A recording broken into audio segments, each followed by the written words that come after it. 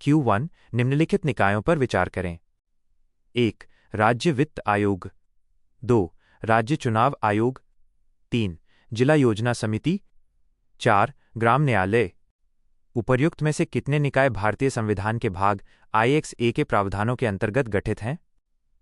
A whole केवल 1, B whole केवल 2, C whole केवल 3, D होल सभी 4। व्याख्या और विश्लेषण। सही उत्तर B केवल 2। कथन 1 और 2, राज्य वित्त आयोग और राज्य चुनाव आयोग। ये दोनों निकाय मूल रूप से भाग I-X पंचायतों के तहत गठित किए गए थे, लेकिन भाग I-X-A नगरपालिकाओं के अनुच्छेद 243Y और 243ZA के तहत इन्हें नगरपालिकाओं के लिए भी जिम्मेदारी सौंपी गई है। अतः ये भाग I-X-A के अंतर्गत आते हैं। कथन 3 जिला योजना समिति। यह अनुच्छेद 243ZD के तहत भाग I-X-A का ही हिस्सा है, जिसे 74वें संशोधन द्वारा जोड़ा गया था। कथन 4 ग्राम न्यायालय। यह ग्राम न्यायालय अधिनियम 2008 के तहत एक वैधानिक निकाय है, न कि संविधान के भाग I-X-A के तहत गठित संवैधानिक निकाय। विकल्पों का विवरण।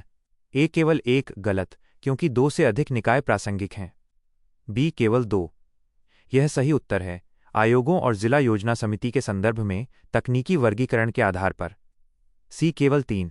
यदि ग्राम न्यायालय को छोड़ दें तो शेष 3 भाग I-X-A के क्रियान्वयन से जुड़े हैं। D सभी 4 गलत, क्योंकि ग्राम न्यायालय भाग I-X-A का हिस्सा नहीं है। Q2 भारत में पंजीकृत मान्यता प्राप्त राष्ट्रीय राजनीतिक दलों को पंजीकृत गैर मान्यता प्राप्त दलों की तुलना में कुछ विशेषाधिकार प्राप्त हैं। इस संदर्भ में निम्नलिखित विशेषाधिकारों पर विचार करें। 1. आम चुनाव के दौरान पार्टी को आकाशवाणी और दूरदर्शन पर मुफ्त प्रसारण टेलीकास्ट का समय मिलता है। 2. इन्हें सरकारी खजाने से वित्तीय अनुदान प्रदान किया जाता है। 3. आम चुनावों के दौरान ये अधिकतम 40 स्टार प्रचारकों को नामित कर सकते हैं। भारत में पंजीकृत मान्यता प्राप्त राष्ट्रीय राजनीतिक दलों को उपर्युक्त में से कौन से विशेषाधिकार प्रदान किए जाते हैं? A होल केवल 1 और 2, B होल केवल 1 और 3, C होल केवल 3, D केवल 1। व्याख्या और विश्लेषण। सही उत्तर B केवल 1 और 3। कथन 1 सही है, मान्यता प्राप्त दलों को सार्वजनिक प्रसारण माध्यमों आकाशवाणी दूरदर्शन पर चुनाव प्रचार के लिए मुफ्त समय मिलता है। कथन 2 गलत है, भारत में किसी भी राजनीतिक दल को सरकारी खजाने से सीधा नकद अनुदान स्टेट फंडिंग ऑफ इलेक्शंस नहीं दिया जाता है। उन्हें केवल कुछ रियायतें जैसे मुफ्त मतदाता सूची मिलती हैं। कथन 3 सही है, मान्यता प्राप्त दलों को 40 स्टार प्रचारक रखने की अनुमति होती है, जबकि गैर मान्यता प्राप्त पंजीकृत दलों को केवल 20। विकल्पों का विवरण। A केवल 1 और 2 गलत, क्योंकि कथन 2 वित्तीय अनुदान अशुद्ध है। B होल केवल 1 और 3 ये सही उत्तर है। C केवल 3 गलत, क्योंकि कथन 1 भी एक विशेषाधिकार है। D केवल 1 गलत, क्योंकि कथन 3 भी सही है। Q3 भारत में सिविल सेवकों को उपलब्ध सुरक्षा उपायों के संदर्भ में निम्नलिखित कथनों पर विचार कीजिए। 1. समुचित प्राधिकारी की पूर्व स्वीकृति के बिना किसी भी कृत्य के लिए सिविल सेवकों के विरुद्ध आपराधिक कार्यवाही शुरू नहीं की जा सकती। 2. किसी सिविल सेवक को उसकी नियुक्ति करने वाले प्राधिकारी के अधीनस्थ प्राधिकारी द्वारा बर्खास्त या हटाया नहीं जा सकता। उपर्युक्त में से कौन सा से कथन सही है?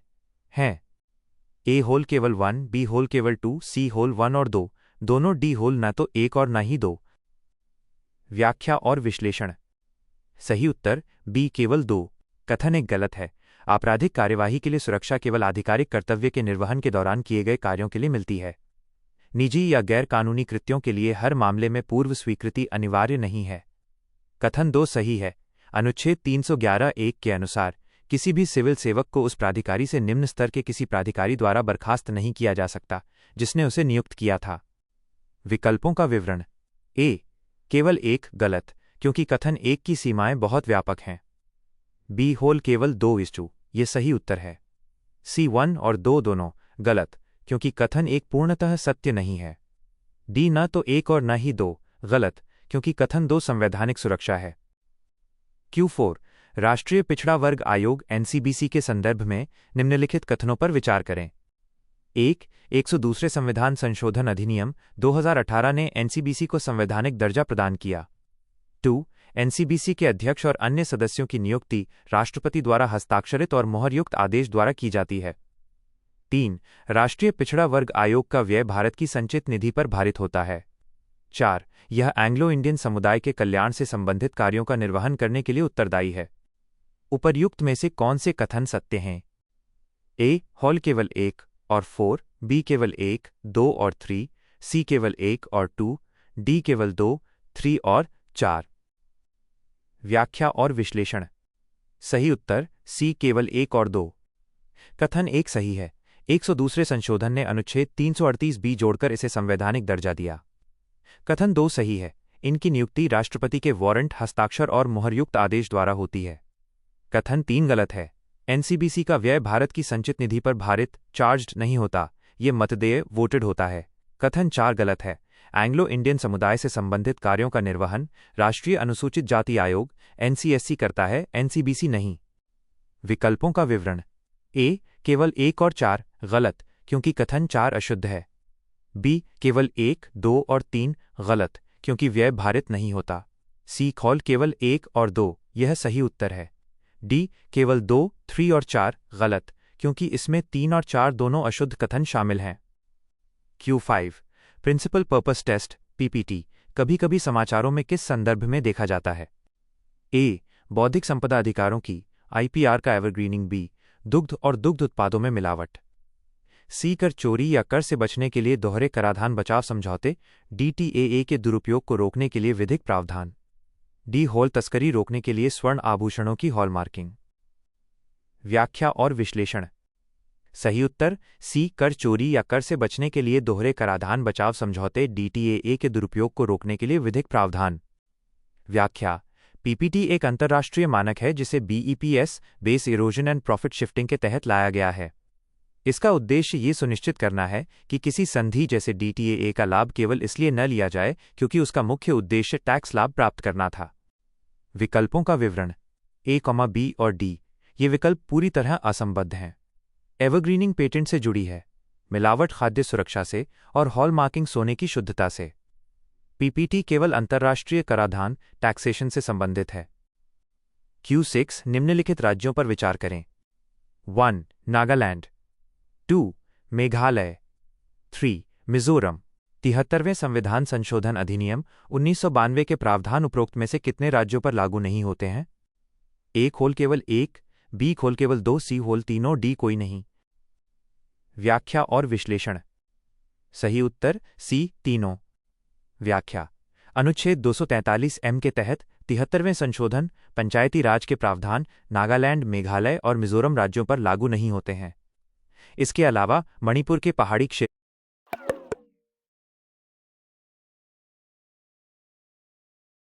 और पश्चिम बंगाल के दार्जिलिंग जिले पर भी ये लागू नहीं होते।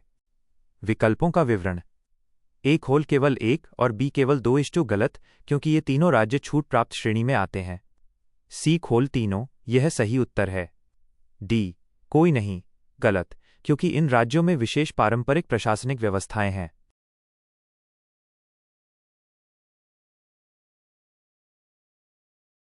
Q7 भारत में छावनी कैंटोनमेंट बोर्ड के संबंध में निम्नलिखित कथनों पर विचार करें। 1. वे केंद्र सरकार के रक्षा मंत्रालय के प्रशासनिक नियंत्रण में कार्य करते हैं। 2. छावनी बोर्ड के कार्यकारी अधिकारी की नियुक्ति भारत के राष्ट्रपति द्वारा की जाती है। 3. बोर्ड के अध्यक्ष का चुनाव निर्वाचित सदस्यों द्वारा अपने बीच से 5 वर्ष की अवधि के लिए किया जाता है।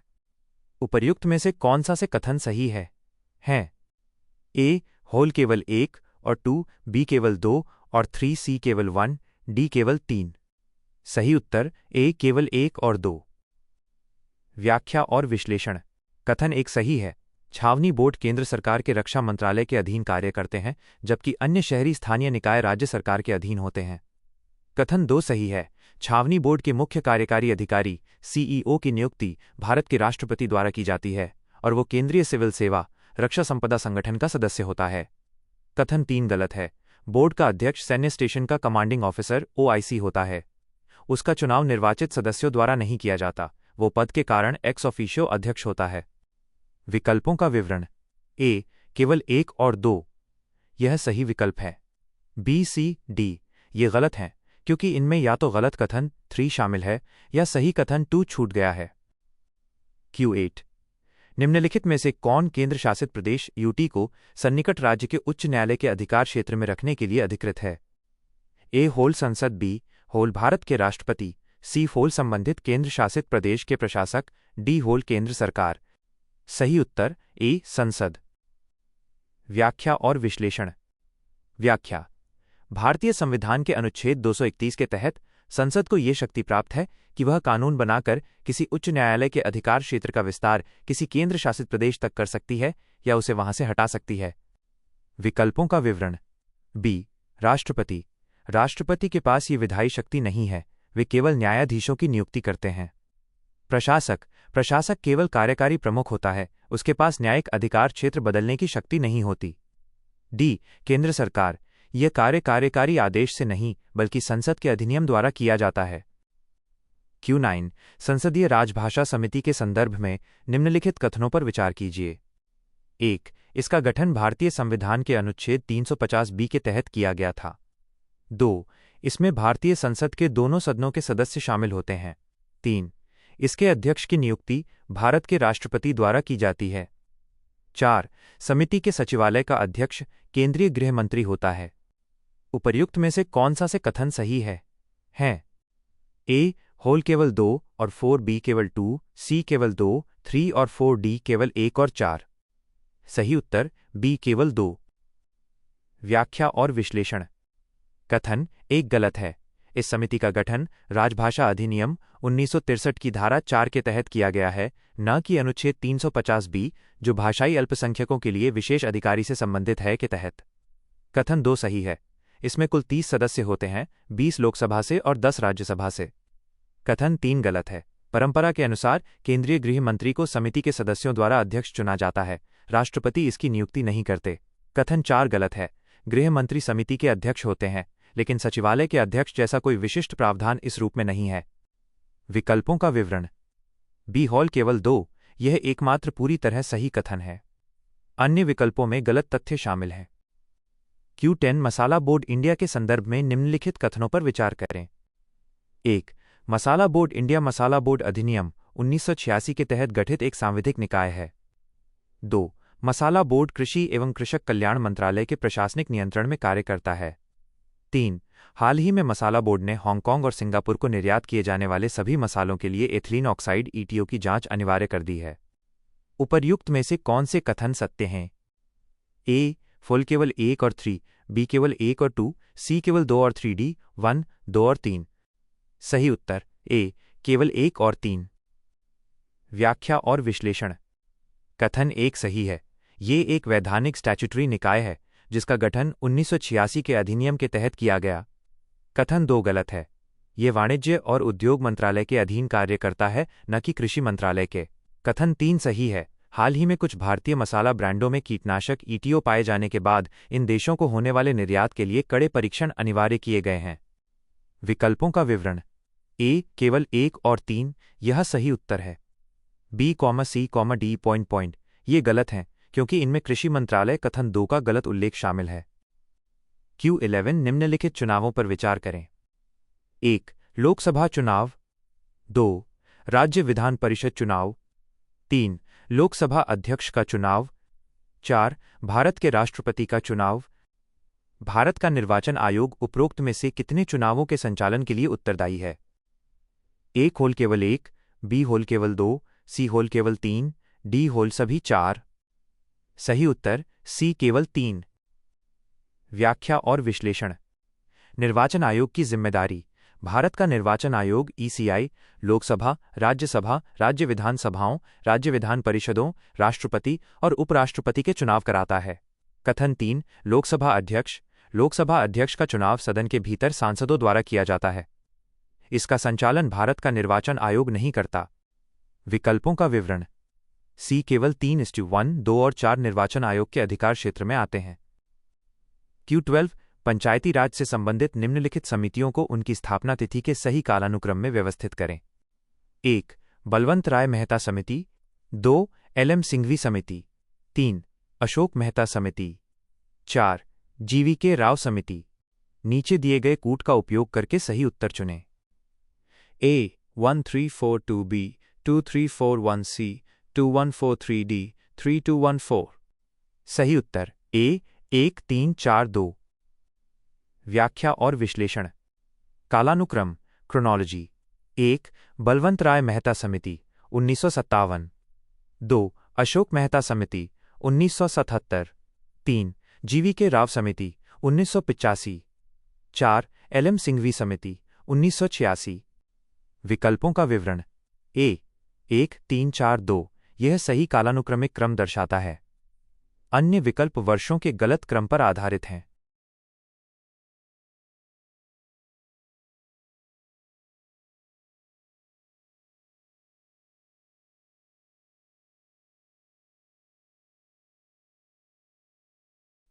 Q13 भारत में किसी राजनीतिक दल को राष्ट्रीय दल के रूप में मान्यता देने के लिए निम्नलिखित में से कौन सी शर्तें हैं?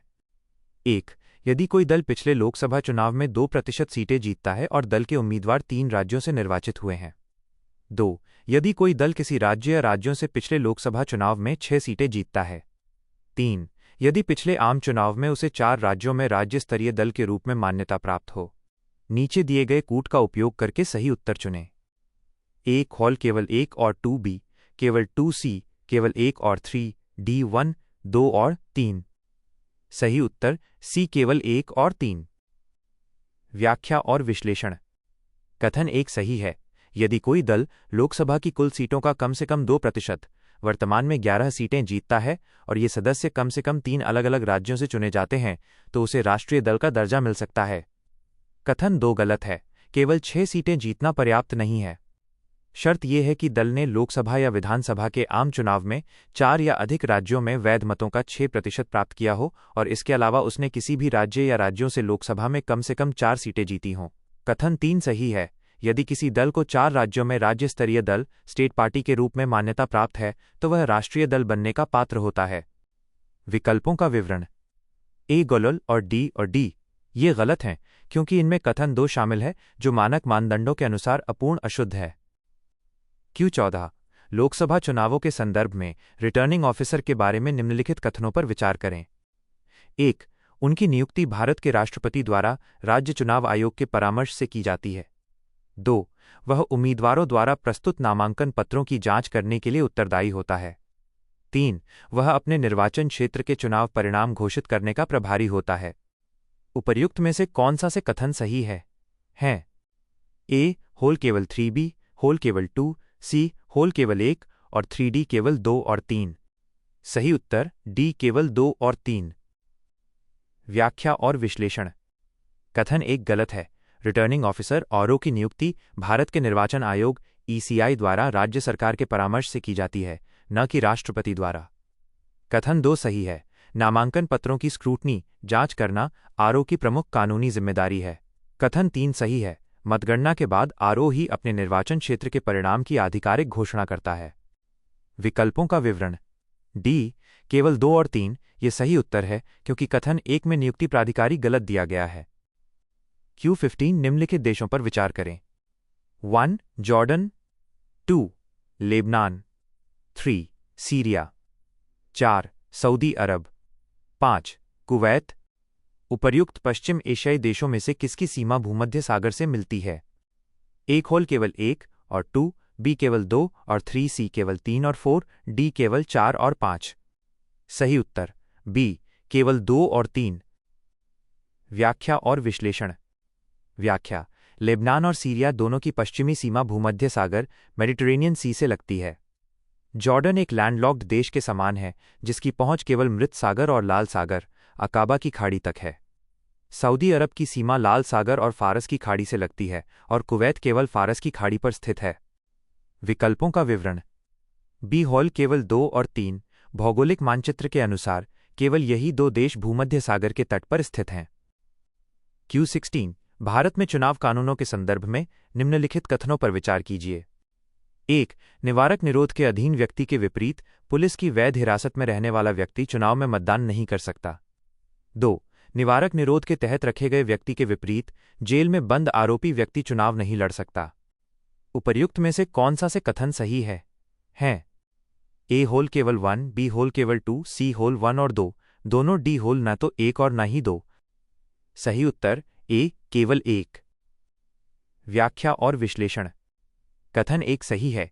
लोक प्रतिनिधित्व अधिनियम 1951 की धारा 62 5 के तहत जेल या पुलिस हिरासत में रहने वाला व्यक्ति मतदान नहीं कर सकता, लेकिन निवारक निरोध प्रिवेंटिव डिटेंशन में रखे गए व्यक्ति को डाक मतपत्र के माध्यम से वोट देने का अधिकार है। कथन 2 गलत है। जेल में बंद आरोपी व्यक्ति अंडर ट्रायल चुनाव लड़ सकता है, बशर्ते उसे दोषी न ठहराया गया हो और अयोग्य घोषित न किया गया हो। केवल मतदान पर रोक है, चुनाव लड़ने पर नहीं। विकल्पों का विवरण। ए, केवल एक। ये सही है क्योंकि दूसरा कथन चुनाव लड़ने के अधिकार के बारे में गलत जानकारी देता है। Q17 चुनाव कार्यक्रम के संदर्भ में निम्नलिखित कथनों पर विचार करें। 1. संविधान में ये प्रावधान है कि लोकसभा भंग होने के 2 महीने के भीतर चुनाव कराए जाने चाहिए। 2.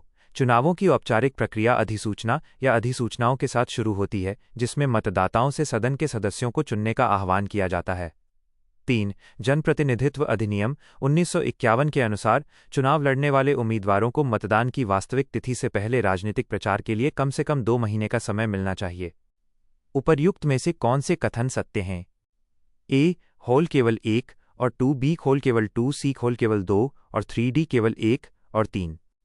सही उत्तर बी केवल 2। व्याख्या और विश्लेषण। कथन 1 गलत है। संविधान में 2 महीने की समय सीमा का उल्लेख नहीं है। अनुच्छेद 85 के अनुसार 2 सत्रों के बीच 6 महीने से अधिक का अंतर नहीं होना चाहिए। कथन 2 सही है। चुनाव की प्रक्रिया राष्ट्रपति संसद के लिए या राज्यपाल विधानसभा के लिए द्वारा जारी आधिकारिक अधिसूचना के साथ शुरू होती है। कथन 3 गलत है। प्रचार के लिए 2 महीने का समय अनिवार्य नहीं है। नामांकन वापस लेने की अंतिम तिथि और मतदान की तिथि के बीच आमतौर पर कम से कम 2 सप्ताह 14 दिन का समय दिया जाता है। विकल्पों का विवरण। बी केवल 2। चूंकि कथन 1 और 3 में दी गई समय सीमाएं गलत हैं, इसलिए केवल कथन 2 सत्य है। Q18 निम्नलिखित विकल्पों पर विचार करें। 1. संसदीय निर्वाचन क्षेत्रों का परिसीमन। 2. संसद सदस्यों की निरर्ता। 3. संसदीय निर्वाचन क्षेत्रों के लिए मतदाता सूचियां। 4. राज्यसभा में संघ शासित प्रदेशों की आवंटित सीटों को भरने की प्रक्रिया। जनप्रतिनिधित्व अधिनियम 1950 में मुख्यतः उपरोक्त कितने मामलों से संबंधित विशिष्ट प्रावधान है? ए होल केवल 1, बी होल केवल 2, सी होल केवल 3, डी होल सभी 4। सही उत्तर सी केवल 3। व्याख्या और विश्लेषण। व्याख्या। तारांकन आरपीए 1950 मुख्य रूप से मतदाता सूचियों की तैयारी, निर्वाचन क्षेत्रों के परिसीमन और सीटों के आवंटन 134 से संबंधित है। कथन 2 निरर्हता डिस्क्वालिफिकेशन। ये जनप्रतिनिधित्व अधिनियम 1951 का हिस्सा है, 1950 के अधिनियम का नहीं। विकल्पों का विवरण। सी केवल 3। कथन 1, 3 और 4 इसमें शामिल हैं। सदस्य की अयोग्यता का मुद्दा 1951 के अधिनियम के अंतर्गत आता है।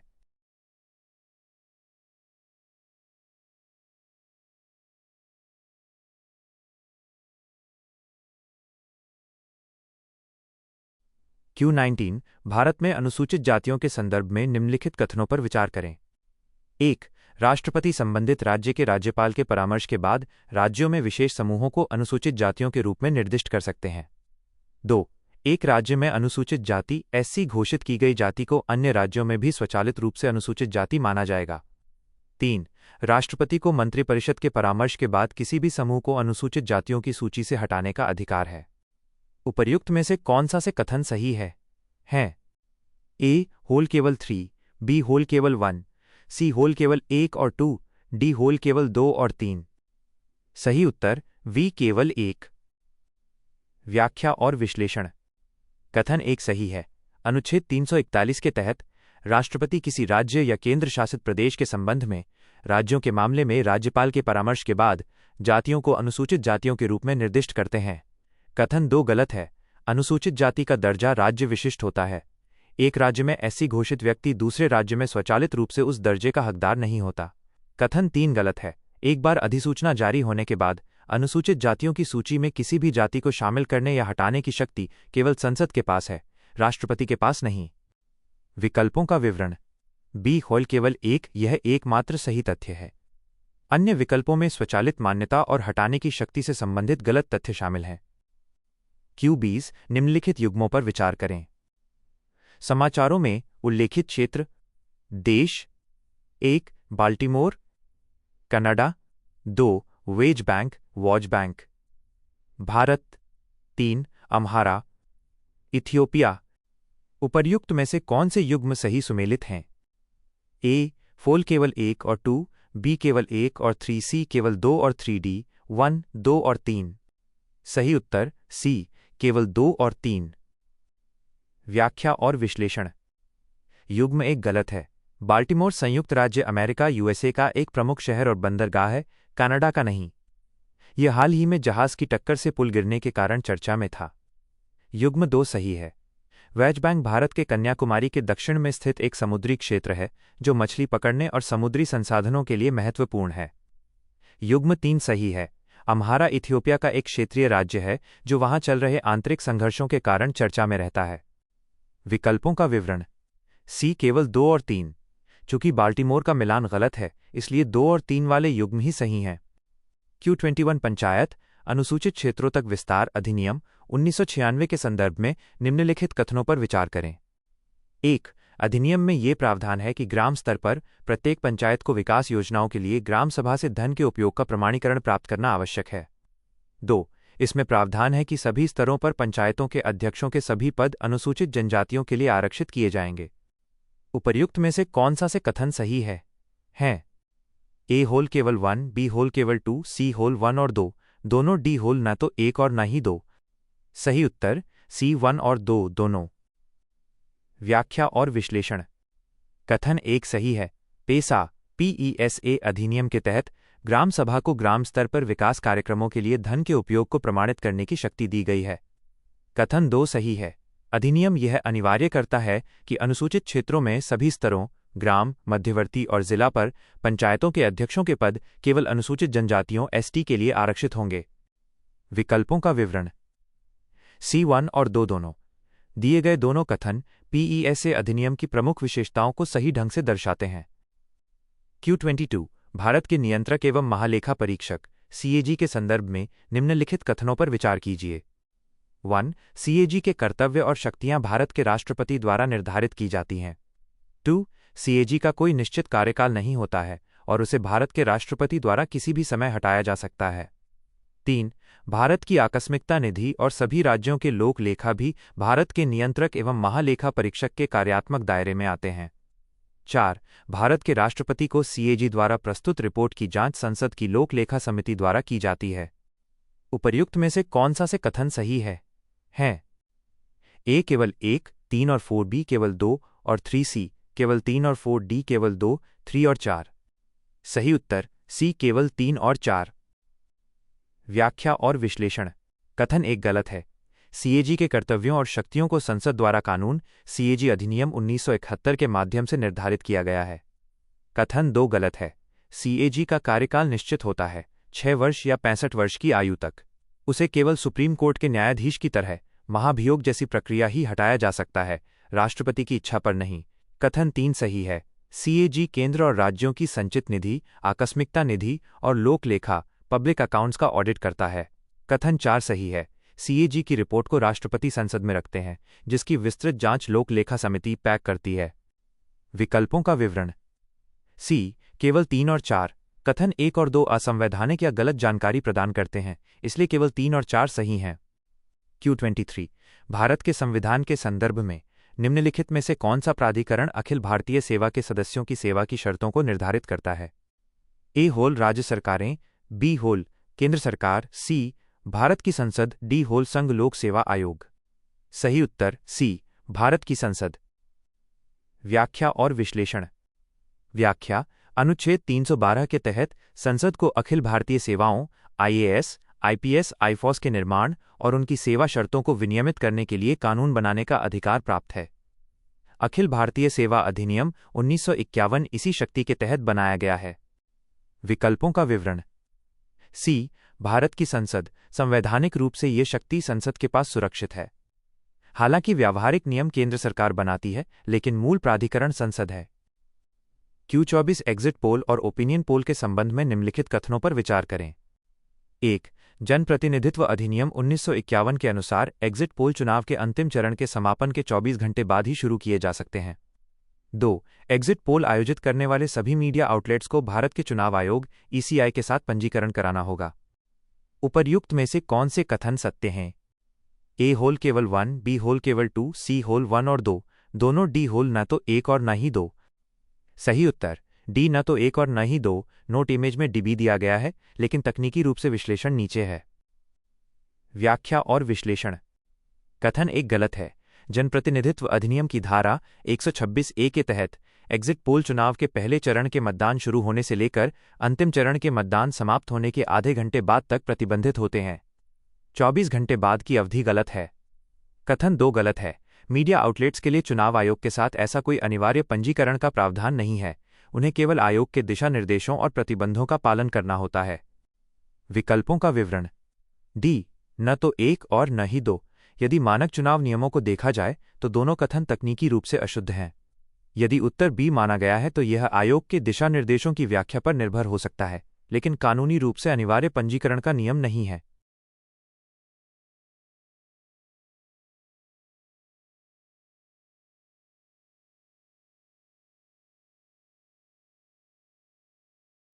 Q25 भारत सरकार द्वारा शुरू किए गए आयुष्मान भारत स्वास्थ्य खाता ABHA के बारे में निम्नलिखित कथनों पर विचार करें।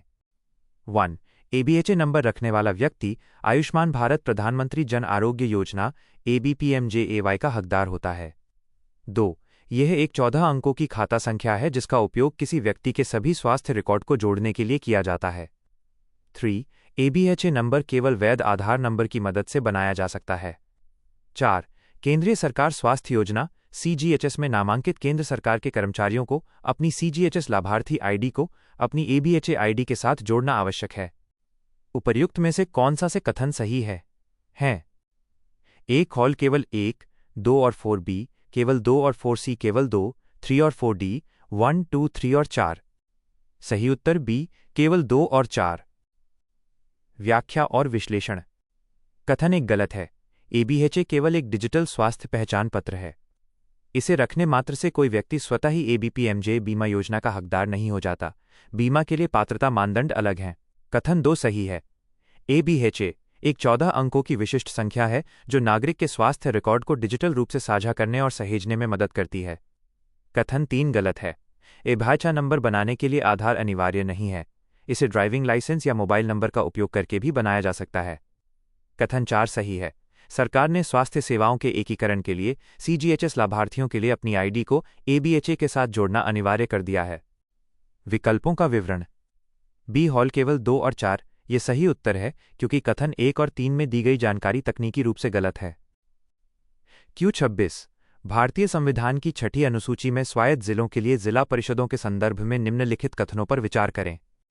1. जिला परिषदों की अधिकतम सदस्य संख्या 24 है। 2. जिला परिषदों में 2/3 सदस्य संबंधित राज्य के राज्यपाल द्वारा मनोनीत किए जाते हैं। 3. जिला परिषदों के निर्वाचित सदस्य 5 वर्ष की अवधि के लिए कार्य करते हैं। उपर्युक्त में से कौन सा से कथन सही है? A हॉल केवल 2 और 3B केवल 1 और 3C केवल 2, D केवल 3। सही उत्तर D केवल 3। व्याख्या और विश्लेषण। कथन 1 गलत है। 6ठी अनुसूची के तहत स्वायत्त जिला परिषदों में अधिकतम 30 सदस्य होते हैं, बोडोलैंड प्रादेशिक परिषद को छोड़कर, जहां संख्या 46 है। कथन 2 गलत है। 30 सदस्यों में से केवल 4 सदस्य राज्यपाल द्वारा मनोनीत किए जाते हैं, बाकी 26 वयस्क मताधिकार के आधार पर चुने जाते हैं। 2/3 का आंकड़ा गलत है। कथन 3 सही है। निर्वाचित सदस्यों का कार्यकाल सामान्यतः 5 वर्ष का होता है, यदि परिषद को पहले भंग न किया जाए। विकल्पों का विवरण। डी केवल 3। चूंकि कथन 1 और 2 सांख्यिकीय रूप से गलत हैं, इसलिए केवल तीसरा कथन ही सत्य है। Q27 भारत के निर्वाचन आयोग की भूमिकाओं और उत्तरदायित्व के संदर्भ में निम्नलिखित कथनों पर विचार करें। 1. यदि किसी राजनीतिक दल के सदस्य चुनाव के दौरान जानबूझकर आदर्श आचार संहिता MCC का उल्लंघन करते हैं, तो आयोग को उस राजनीतिक दल का पंजीकरण रद्द करने का अधिकार है।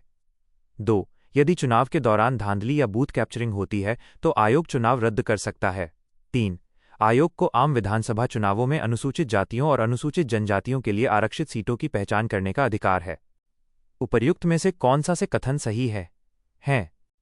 A होल केवल 1 और 2B होल केवल 2, C होल केवल 2 और 3D केवल 1 और 3। सही उत्तर B केवल 2। व्याख्या और विश्लेषण। कथन 1 गलत है। सर्वोच्च न्यायालय के निर्णयों के अनुसार चुनाव आयोग के पास आचार संहिता के उल्लंघन के आधार पर किसी दल का पंजीकरण, रजिस्ट्रेशन रद्द करने की शक्ति नहीं है। कथन 2 सही है। आयोग को यह अधिकार है कि यदि किसी मतदान केंद्र या निर्वाचन क्षेत्र में अनियमितता, धांधली या बूथ कैप्चरिंग हुई है तो वो वहां का चुनाव रद्द कर सकता है। कथन 3 गलत है। आरक्षित सीटों की पहचान और निर्वाचन क्षेत्रों का निर्धारण परिसीमन आयोग, डिलिमिटेशन कमीशन द्वारा किया जाता है, निर्वाचन आयोग द्वारा नहीं। विकल्पों का विवरण। बी होल केवल 2:2। ये सही उत्तर है क्योंकि कथन 1 और 3 आयोग की शक्तियों के दायरे से बाहर हैं। Q28 निम्नलिखित पदों कार्यालयों पर विचार करें। 1. संघ लोक सेवा आयोग यूपीएससी के अध्यक्ष। 2. राज्य लोक सेवा आयोग एसपीएससी के अध्यक्ष। 3. भारत के नियंत्रक एवं महालेखा परीक्षक CAG। 4. भारत के महान्यायवादी। उपर्युक्त में से कितने पदाधिकारी अपने संबंधित कार्यालयों में कार्यकाल पूरा होने के बाद केंद्र या राज्य सरकार के तहत आगे किसी भी नियोजन के लिए पात्र नहीं है? A होल केवल 1, B होल केवल 2, C होल केवल 3, D होल सभी 4। सही उत्तर B केवल 2। व्याख्या और विश्लेषण। 1. यूपीएससी अध्यक्ष कार्यकाल के बाद केंद्र या राज्य सरकार के अधीन किसी अन्य नियोजन के पात्र नहीं है, अनुच्छेद 319। 2. एसपीएससी अध्यक्ष कार्यकाल के बाद वह यूपीएससी के अध्यक्ष या सदस्य या किसी अन्य एसपीएससी के अध्यक्ष बन सकते हैं, लेकिन सरकार के अधीन किसी अन्य नियोजन के पात्र नहीं है। 3. CAG कार्यकाल के बाद केंद्र या राज्य सरकार के अधीन किसी भी अन्य पद के पात्र नहीं है, अनुच्छेद 148। 4. महान्यायवादी अटॉर्नी जनरल ये एक संवैधानिक पद है, लेकिन वो सरकारी कर्मचारी नहीं माना जाता। वह निजी वकालत भी कर सकता है और पुनः नियुक्त या अन्य नियोजन के लिए पात्र है। विकल्पों का विवरण। B केवल 2। मुख्य रूप से यूपीएससी अध्यक्ष और CAG पर पूर्ण प्रतिबंध लागू होता है। एसपीएससी अध्यक्ष के लिए सीमित विकल्प खुले हैं, लेकिन सामान्य सरकारी नौकरी पर प्रतिबंध है। Q29 निम्नलिखित पर विचार करें। 1. केंद्र सरकार के ग्रुप A अधिकारी। 2. सामान्य बीमा कंपनियों में प्रबंधक और उससे ऊपर के पद। 3. भारतीय रिजर्व बैंक में ग्रेड D और उससे ऊपर के अधिकारी। केंद्रीय सतर्कता आयोग CVC का अधिकार क्षेत्र उपर्युक्त कितने पदाधिकारियों तक विस्तृत है? A होल केवल 1, B होल केवल 2, C होल तीनों, D कोई नहीं। सही उत्तर C तीनों। व्याख्या और विश्लेषण। व्याख्या। CVC का अधिकार क्षेत्र निम्नलिखित तक फैला हुआ है। 1. केंद्र सरकार के ग्रुप A अधिकारी। 2. सार्वजनिक क्षेत्र के बैंकों में स्केल V और उससे ऊपर के अधिकारी। 3. भारतीय रिजर्व बैंक RBI, SIDBI और नाबार्ड में ग्रेड D और उससे ऊपर के अधिकारी। 4. सार्वजनिक क्षेत्र के उपक्रमों PSUs और सामान्य बीमा कंपनियों में प्रबंधक, मैनेजर्स और उससे ऊपर के अधिकारी। विकल्पों का विवरण। C तीनों। दिए गए सभी तीनों समूह CVC के सतर्कता क्षेत्राधिकार के अंतर्गत आते हैं।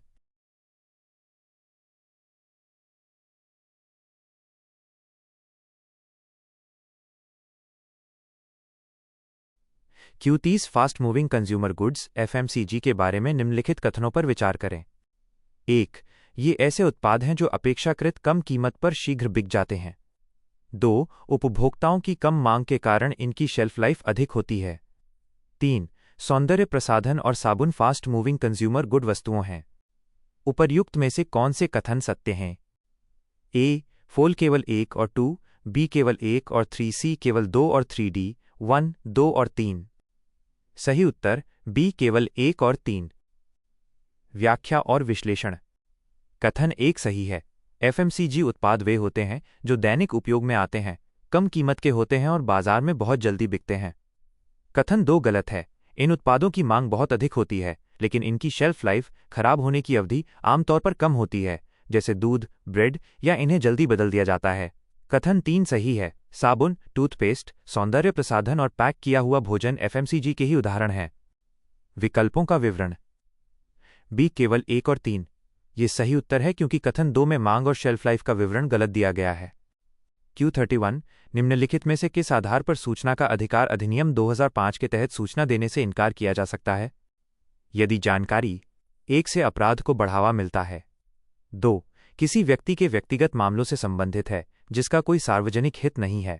3. के खुलासे से किसी भी व्यक्ति के जीवन या शारीरिक सुरक्षा को खतरा हो सकता है। 4. से किसी व्यक्ति के स्वामित्व वाले कॉपीराइट का उल्लंघन होगा। नीचे दिए गए कूट का उपयोग करके सही उत्तर चुनें। ए केवल 1, 2 और 3, बी केवल 3 और 4, सी केवल 2, 3 और 4, डी 1, 2, 3 और 4। सही उत्तर डी 1, 2, 3 और 4।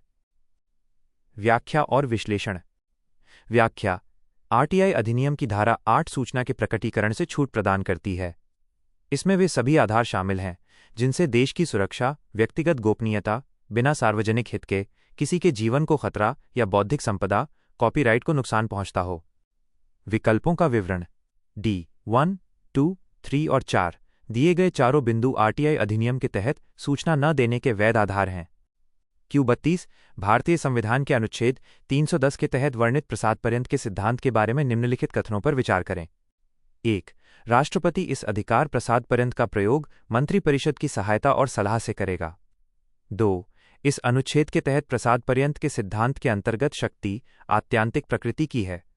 3. प्रसाद-पर्यंत सिद्धांत के अंतर्गत शक्ति का प्रयोग भारत के मुख्य निर्वाचन आयुक्त के संबंध में किया जाता है।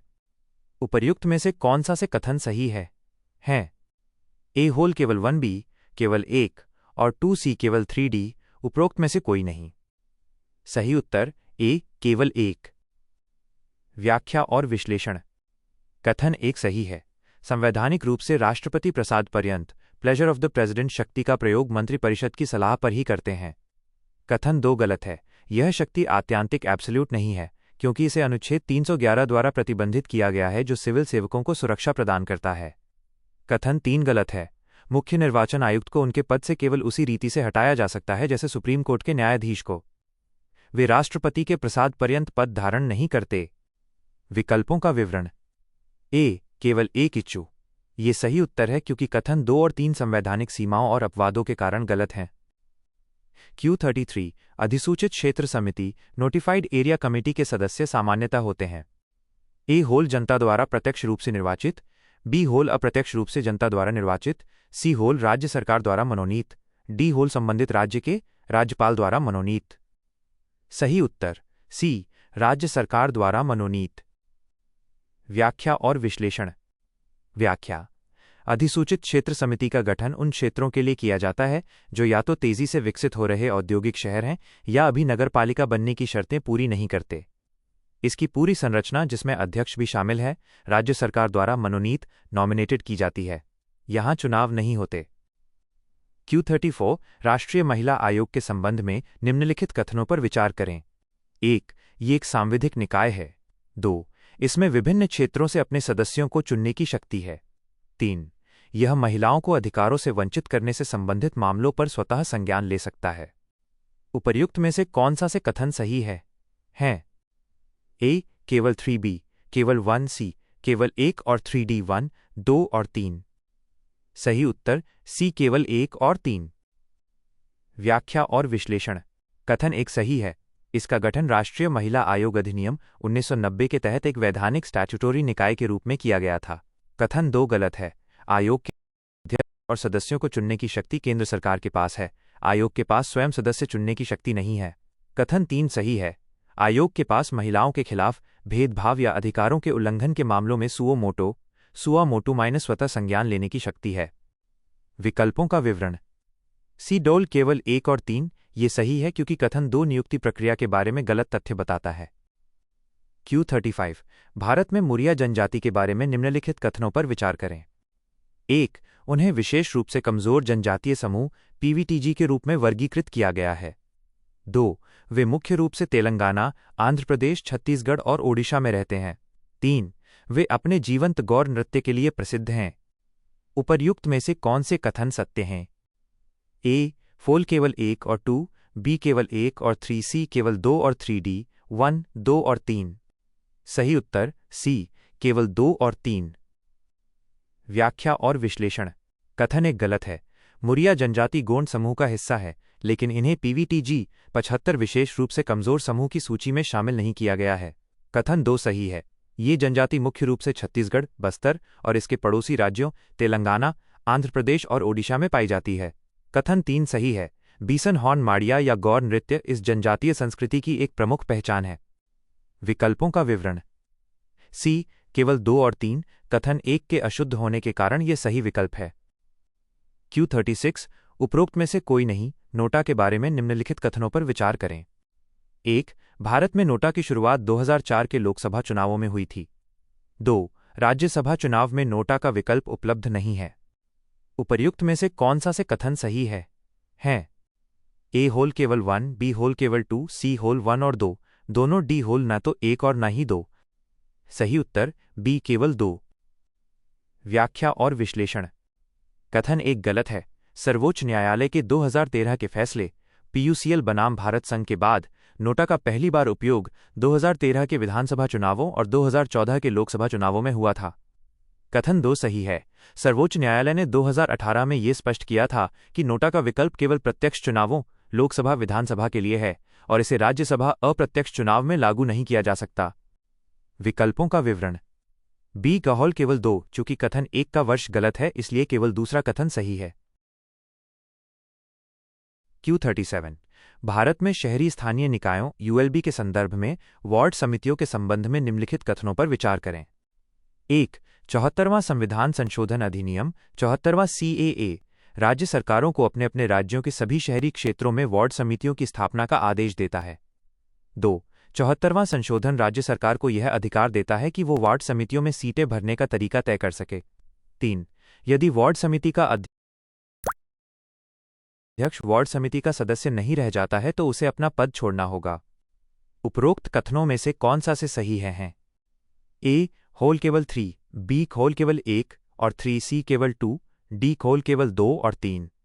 सही उत्तर A केवल 3। व्याख्या और विश्लेषण। कथन 1 गलत है। अनुच्छेद 243S के अनुसार वार्ड समितियों का गठन केवल उन नगर पालिकाओं में अनिवार्य है जिनकी जनसंख्या 3 लाख या उससे अधिक है। यह सभी शहरी क्षेत्रों के लिए अनिवार्य नहीं है। कथन 2 गलत है। संविधान के अनुसार राज्य विधानमंडल कानून बनाकर वार्ड समितियों की संरचना और उनके प्रादेशिक क्षेत्र के संबंध में प्रावधान कर सकता है, लेकिन सीटें भरने का तरीका, जैसे चुनाव या मनोनयन के लिए विशिष्ट शब्द प्रयोग और स्वायत्तता नगरपालिकाओं के समान व्यापक नहीं है। मुख्य त्रुटि कथन 1 में है। कथन 3 सही है। यह एक सामान्य प्रशासनिक नियम है कि यदि कोई व्यक्ति उस आधारभूत सदस्यता को खो देता है जिसके कारण वह पद पर था तो उसे वह पद छोड़ना पड़ता है।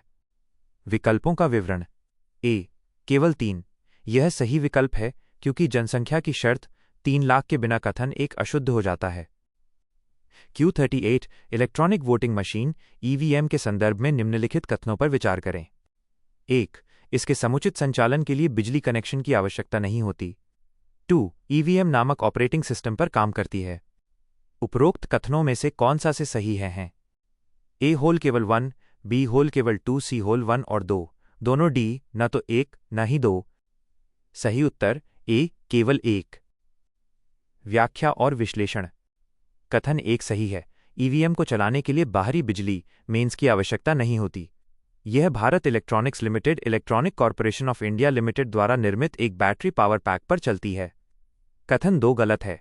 EVM में कोई ऑपरेटिंग सिस्टम नहीं होता। इसमें एक बर्न इन माइक्रोचिप होती है जिसमें सॉफ्टवेयर स्थायी रूप से दर्ज होता है जिसे बदला नहीं जा सकता। ये स्टैंड अलोन मशीन है। विकल्पों का विवरण। A केवल 1 यह सही है क्योंकि EVM की आत्मनिर्भरता इसकी सबसे बड़ी विशेषता है। Q39 निम्नलिखित पदाधिकारियों पर विचार करें। 1. केंद्रीय वित्त मंत्री। 2. सभी राज्यों के मुख्यमंत्री। 3. भारतीय रिजर्व बैंक के गवर्नर। 4. भारत के वित्त आयोग के अध्यक्ष। उपर्युक्त पदाधिकारियों में से कितने वस्तु एवं सेवा कर परिषद के सदस्य अध्यक्ष हैं? A होल केवल 1, B होल केवल 2, C होल केवल 3, D होल सभी 4। सही उत्तर A केवल 1। व्याख्या और विश्लेषण। GST परिषद की संरचना अनुच्छेद 279A। अध्यक्ष केंद्रीय वित्त मंत्री, कथन 1 शामिल है। सदस्य केंद्रीय राज्य मंत्री, राजस्व या वित्त, और प्रत्येक राज्य सरकार द्वारा नामित मंत्री, आमतौर पर राज्यों के वित्त मंत्री न कि मुख्यमंत्री। कथन 3 और 4। RBI गवर्नर और वित्त आयोग के अध्यक्ष का GST परिषद से कोई औपचारिक सदस्यता संबंध नहीं है। विकल्पों का विवरण। A केवल 1 केवल केंद्रीय वित्त मंत्री ही इस सूची में परिषद के सदस्य अध्यक्ष हैं। Q40 हाल ही में समाचारों में रहे काला नमक चावल के संदर्भ में निम्नलिखित कथनों पर विचार कीजिए। 1. ये मुख्य रूप से असम के गंगटोक और दार्जिलिंग क्षेत्रों में उगाया जाता है। 2. इसका ग्लाइसेमिक इंडेक्स कम है, जो इसे मधुमेह रोगियों के लिए उपयुक्त बनाता है। 3. इसे 2013 में भौगोलिक संकेत OGI टैग प्राप्त हुआ। उपर्युक्त में से कितने कथन सत्य हैं? A खोल केवल 1, B खोल केवल 2, C होल तीनों, D कोई नहीं।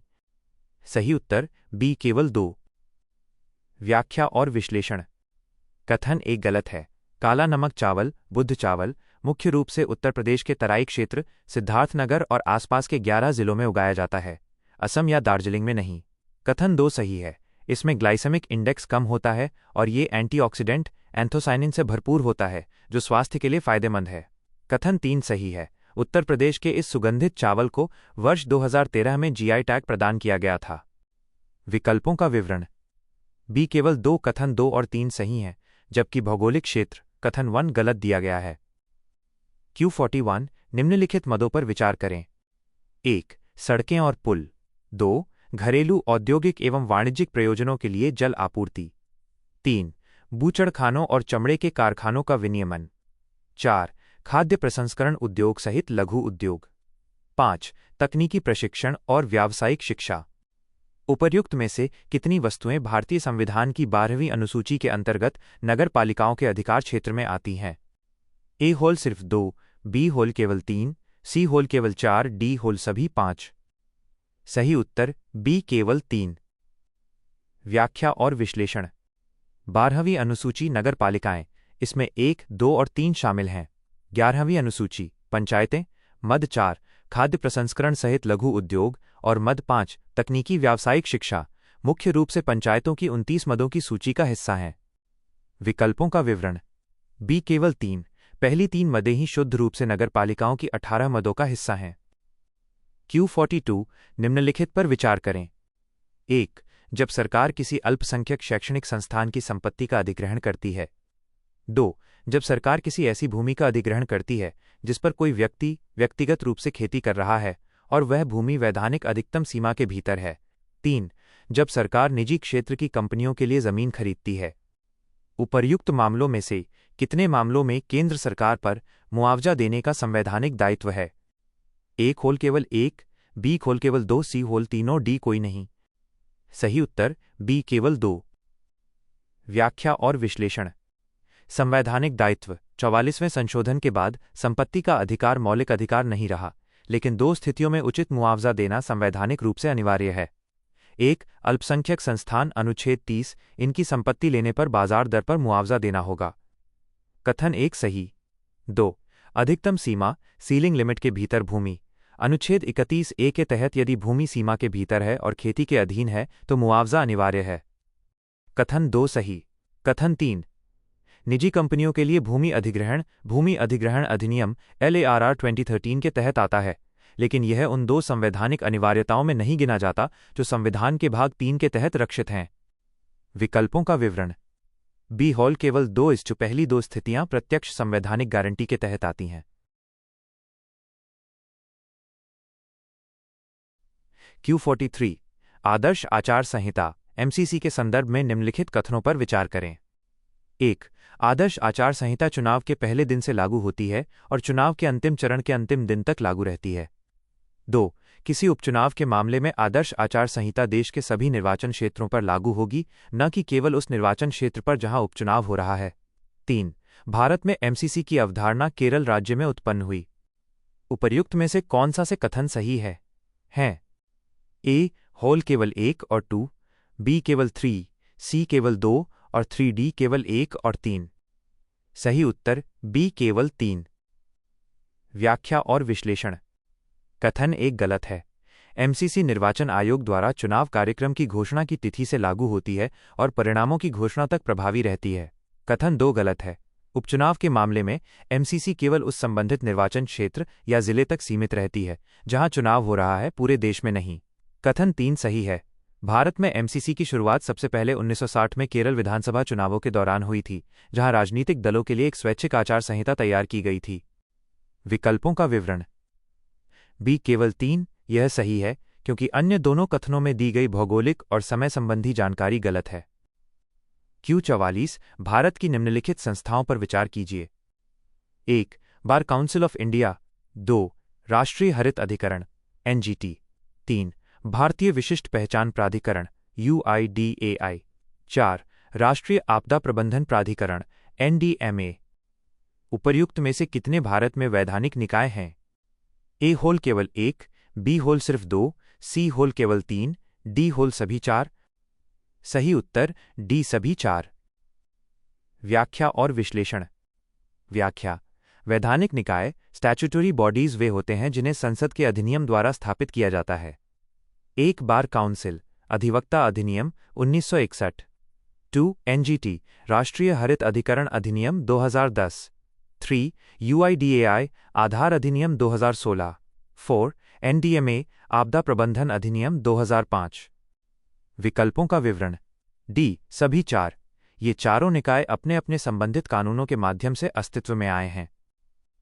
Q45 प्रोसोपिस जूलीफ्लोरा और लेंटाना जो कभी कभी समाचारों में दिखते हैं वे हैं।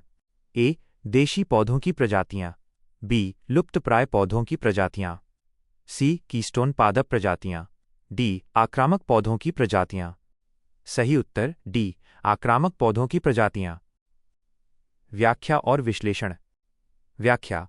प्रोसोपिस जूलीफ्लोरा विलायती कीकर और लैंटाना कैमरा आक्रामक विदेशी प्रजातियां इन्वेसिव एलियन स्पीशीज हैं।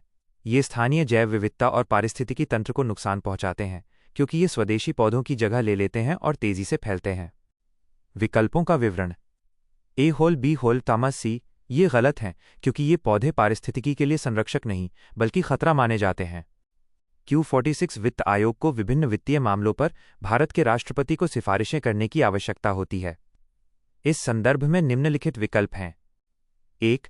भारत के सार्वजनिक खाते से राज्य सरकार को आवंटित धनराशि का हिस्सा। 2.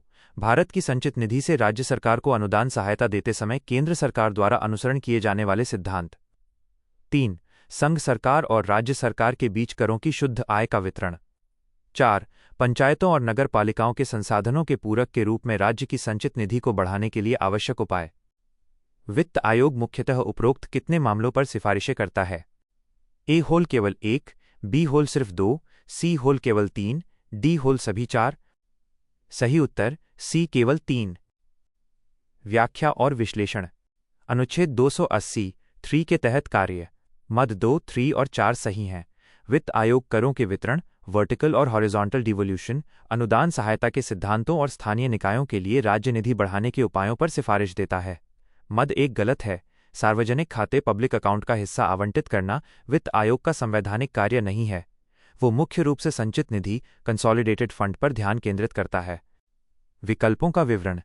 C केवल 3, मद 2, 3 और 4 वित्त आयोग के मुख्य कार्यक्षेत्र हैं। Q47 भारत में सामाजिक अंकेक्षण सोशल ऑडिट के संदर्भ में निम्नलिखित कथनों पर विचार करें। 1. भारत में सामाजिक अंकेक्षण की अवधारणा को औपचारिक रूप से 1997 में लक्षित सार्वजनिक वितरण प्रणाली TPDS के अंतर्गत पेश किया गया था। 2. कंपनी अधिनियम 2013 के अनुसार कंपनियों द्वारा उनके कॉर्पोरेट सामाजिक उत्तरदायित्व CSR के भाग के रूप में शुरू की गई सभी परियोजनाओं के लिए सामाजिक ऑडिट अनिवार्य है। 3. महात्मा गांधी राष्ट्रीय ग्रामीण रोजगार गारंटी अधिनियम MGNREGA 2005 में ग्राम सभा द्वारा अनिवार्य सामाजिक अंकेक्षण का प्रावधान है। उपर्युक्त में से कौन सा से कथन सही है? हैं 1 होल केवल 2 और 3B केवल 3C 1, 2 और 3D केवल 2। सही उत्तर B केवल 3। व्याख्या और विश्लेषण। कथन 1 गलत है। सामाजिक ऑडिट की औपचारिक शुरुआत और कानूनी पहचान मुख्य रूप से 2005 के मनरेगा अधिनियम के साथ जुड़ी है। 1997 के TPDS में इसका इस तरह औपचारिक उल्लेख नहीं था। कथन 2 गलत है। कंपनी अधिनियम 2013 में CSR परियोजनाओं का प्रभाव मूल्यांकन इम्पैक्ट असेसमेंट कुछ शर्तों पर अनिवार्य है, लेकिन सभी परियोजनाओं के लिए व्यापक सामाजिक ऑडिट अनिवार्य नहीं है। कथन 3 सही है। मनरेगा भारत का पहला कानून है जिसने ग्राम सभा के माध्यम से सामाजिक ऑडिट को सांविधिक रूप से अनिवार्य मैंडेटरी बनाया है। विकल्पों का विवरण। B फुल केवल 3 ये सही उत्तर है क्योंकि ये सामाजिक ऑडिट के सबसे मजबूत और प्रमाणित कानूनी आधार को दर्शाता है। Q48 जिला योजना समिति DPC के संदर्भ में निम्नलिखित कथनों पर विचार करें। 1. DPC की संरचना राज्य विधानमंडल द्वारा तय की जाती है। 2. जिला योजना समिति के 2/3 सदस्यों का चुनाव ग्राम पंचायतों और नगर पालिकाओं के सदस्यों द्वारा अपने बीच से किया जाना चाहिए। 3. यह जिले में पंचायतों और नगर पालिकाओं द्वारा तैयार की गई योजनाओं के समेकन के लिए जिम्मेदार है। उपर्युक्त में से कौन सा से कथन सही है? A खोल केवल 1, B केवल 1 और 3, C केवल 2 और 3D केवल 3। सही उत्तर B केवल 1 और 3। व्याख्या और विश्लेषण। कथन 1 सही है। अनुच्छेद 243 ZD के अनुसार राज्य विधानमंडल कानून बनाकर जिला योजना समिति की संरचना और उसके सदस्यों के चयन के संबंध में प्रावधान कर सकता है। कथन 2 गलत है। संविधान के अनुसार समिति के 4/5 सदस्य जिला स्तर पर पंचायतों और नगर पालिकाओं के निर्वाचित सदस्यों द्वारा अपने बीच से चुने जाने चाहिए। 2/3 का आंकड़ा गलत है। कथन 3 सही है। डीपीसी का मुख्य कार्य जिले में पंचायतों और नगर पालिकाओं द्वारा तैयार की गई योजनाओं को समेकित, कंसोलिडेट करना और पूरे जिले के लिए एक विकास योजना का प्रारूप तैयार करना है। विकल्पों का विवरण। बी कॉल केवल 1 और 3 ये सही उत्तर है, क्योंकि कथन 2 में सदस्यों के अनुपात का विवरण गलत दिया गया है। Q49 भारतीय संविधान में 10वीं अनुसूची किसके प्रधानमंत्रित्व काल में जोड़ी गई थी? A होल Indira Gandhi, B Rajiv Gandhi, C Lal Bahadur Shastri, D Gulzari Lal Nanda. सही उत्तर B राजीव गांधी। व्याख्या और विश्लेषण। व्याख्या। भारतीय संविधान में 10वीं अनुसूची दल बदल विरोधी कानून को 52वें संविधान संशोधन अधिनियम 1985 के माध्यम से जोड़ा गया था। उस समय भारत के प्रधानमंत्री राजीव गांधी थे। Q50 हाल ही में भारत से अमेरिका को कुछ वस्तुओं की शिपमेंट साल्मोनेला संदूषण के कारण रद्द कर दी गई है। इस संदर्भ में निम्नलिखित कथनों पर विचार करें। 1. साल्मोनेला संदूषण आमतौर पर कच्चे या अधपके मुर्गे, अंडे और बिना पाश्चुरीकृत डेयरी उत्पादों जैसे खाद्य पदार्थों में पाया जाता है। 2. साल्मोनेला दूषित भोजन के सेवन से मतली, उल्टी और पेट में ऐंठन जैसे लक्षण हो सकते हैं। उपर्युक्त में से कौन सा कथन सही है? A होल केवल 1, B होल केवल 2, C होल 1 और 2, दोनों, D होल न तो 1 और न ही 2। सही उत्तर C 1 और 2 दोनों। व्याख्या और विश्लेषण। कथन 1 सही है। साल्मोनेला एक बैक्टीरिया है जो मुख्य रूप से दूषित पानी या खाद्य पदार्थों, विशेष रूप से मांस, अंडे और डेयरी उत्पादों के माध्यम से फैलता है। कथन 2 सही है। ये बैक्टीरिया पेट के संक्रमण, फूड पॉइजनिंग का कारण बनता है, जिससे दस्त, बुखार, मतली और पेट में दर्द जैसे लक्षण उत्पन्न होते हैं। Q51 97वें संविधान संशोधन अधिनियम के संदर्भ में निम्नलिखित कथनों पर विचार कीजिए। 1. इसने सहकारी समितियां बनाने के अधिकार को भारत के संविधान के तहत मौलिक अधिकार के रूप में मान्यता दी। 2. इसमें सहकारी समितियों के स्वैच्छिक गठन और स्वायत्त कार्य प्रणाली को बढ़ावा देने के बारे में एक नया नीति निर्देशक सिद्धांत जोड़ा गया। 3. इसके तहत भारत के संविधान में भाग XIIB जोड़ा गया। उपर्युक्त में से कौन सा से कथन सही है? A होल केवल 1 और 2, B केवल 1, C केवल 2, D 1, 2 और 3। सही उत्तर A केवल 1 और 2।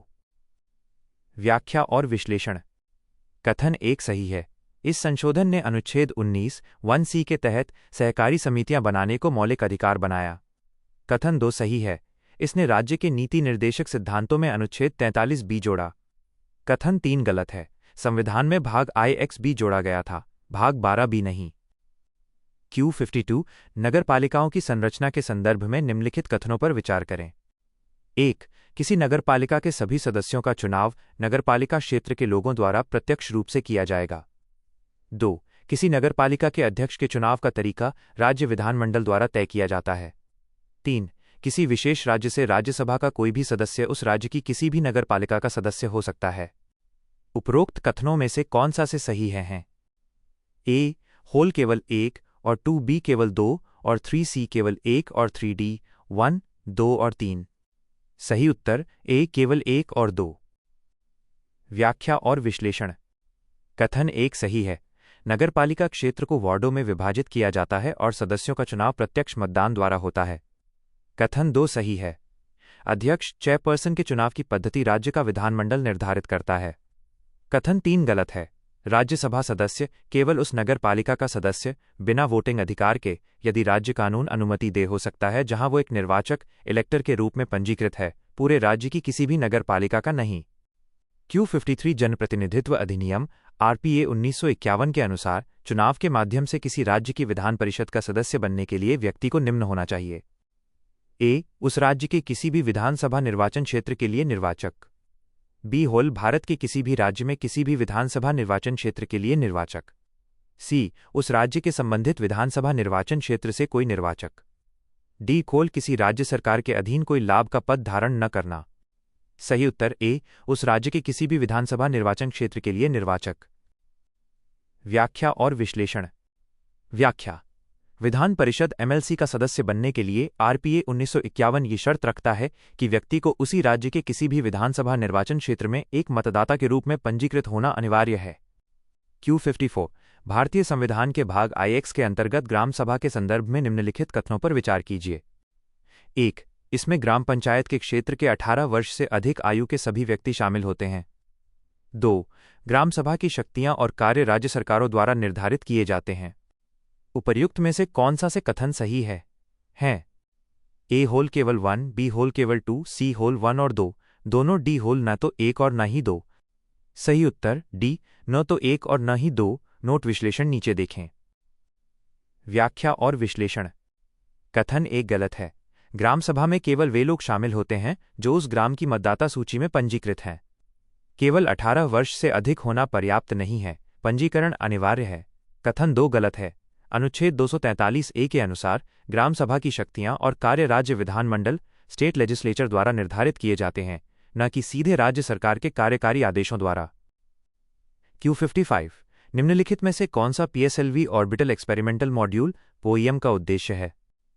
ए. उपग्रहों को लैग्रेंज बिंदु पर तैनात करना। बी. PSLV को अंतर्राष्ट्रीय अंतरिक्ष स्टेशन इससे सफलतापूर्वक जोड़ना। ध्रुवीय उपग्रह प्रक्षेपण यान PSLV के चौथे चरण का उपयोग वैज्ञानिक प्रयोगों के लिए कक्षीय मंच के रूप में करना। डी. होल कक्षीय वायुमंडल में कार्बन डाइऑक्साइड की संरचना को मापना। सही उत्तर सी. ध्रुवीय उपग्रह प्रक्षेपण यान PSLV के चौथे चरण का उपयोग वैज्ञानिक प्रयोगों के लिए कक्षीय मंच के रूप में करना। व्याख्या और विश्लेषण। व्याख्या।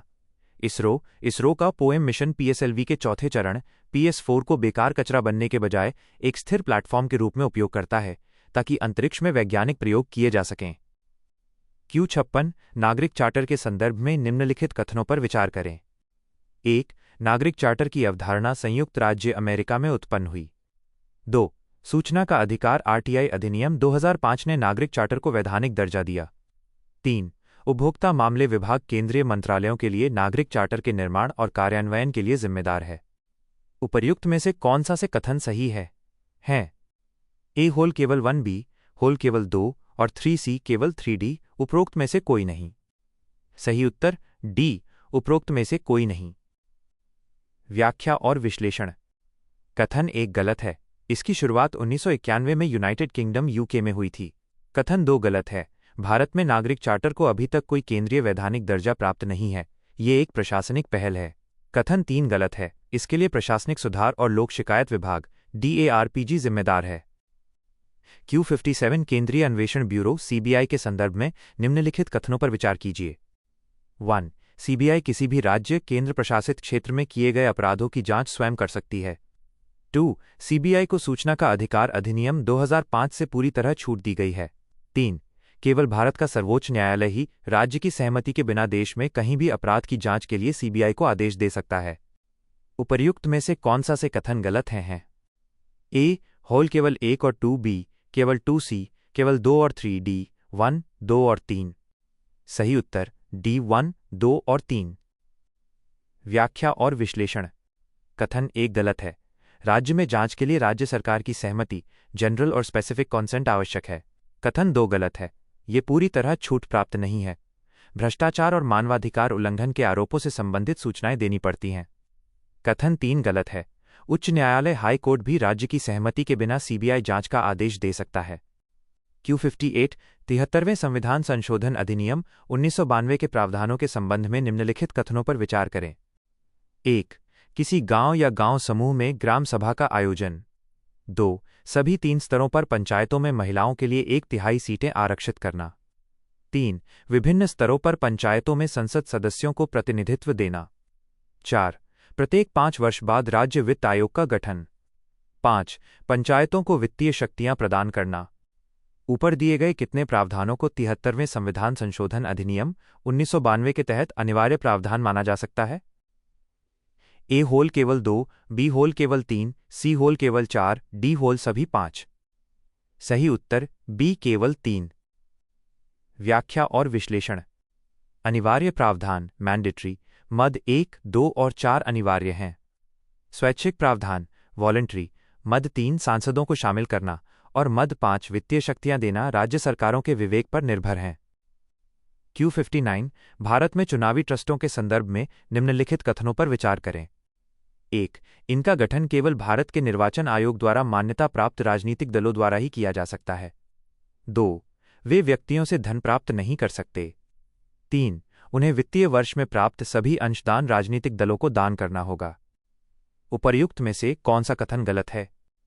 ए होल केवल 1 और 2, बी केवल 2 और 3, सी केवल 1 और 3, डी 1, 2 और 3। सही उत्तर डी 1, 2 और 3। व्याख्या और विश्लेषण। कथन 1 गलत है। इनका गठन कोई भी कंपनी जो धारा 25 के तहत पंजीकृत हो कर सकती है। कथन 2 गलत है। ये भारतीय नागरिकों और भारत में पंजीकृत कंपनियों से दान प्राप्त कर सकते हैं। कथन 3 गलत है। उन्हें कुल प्राप्त राशि का 95% हिस्सा दान करना अनिवार्य है, सभी 100% नहीं। 5% प्रशासनिक खर्च के लिए रख सकते हैं।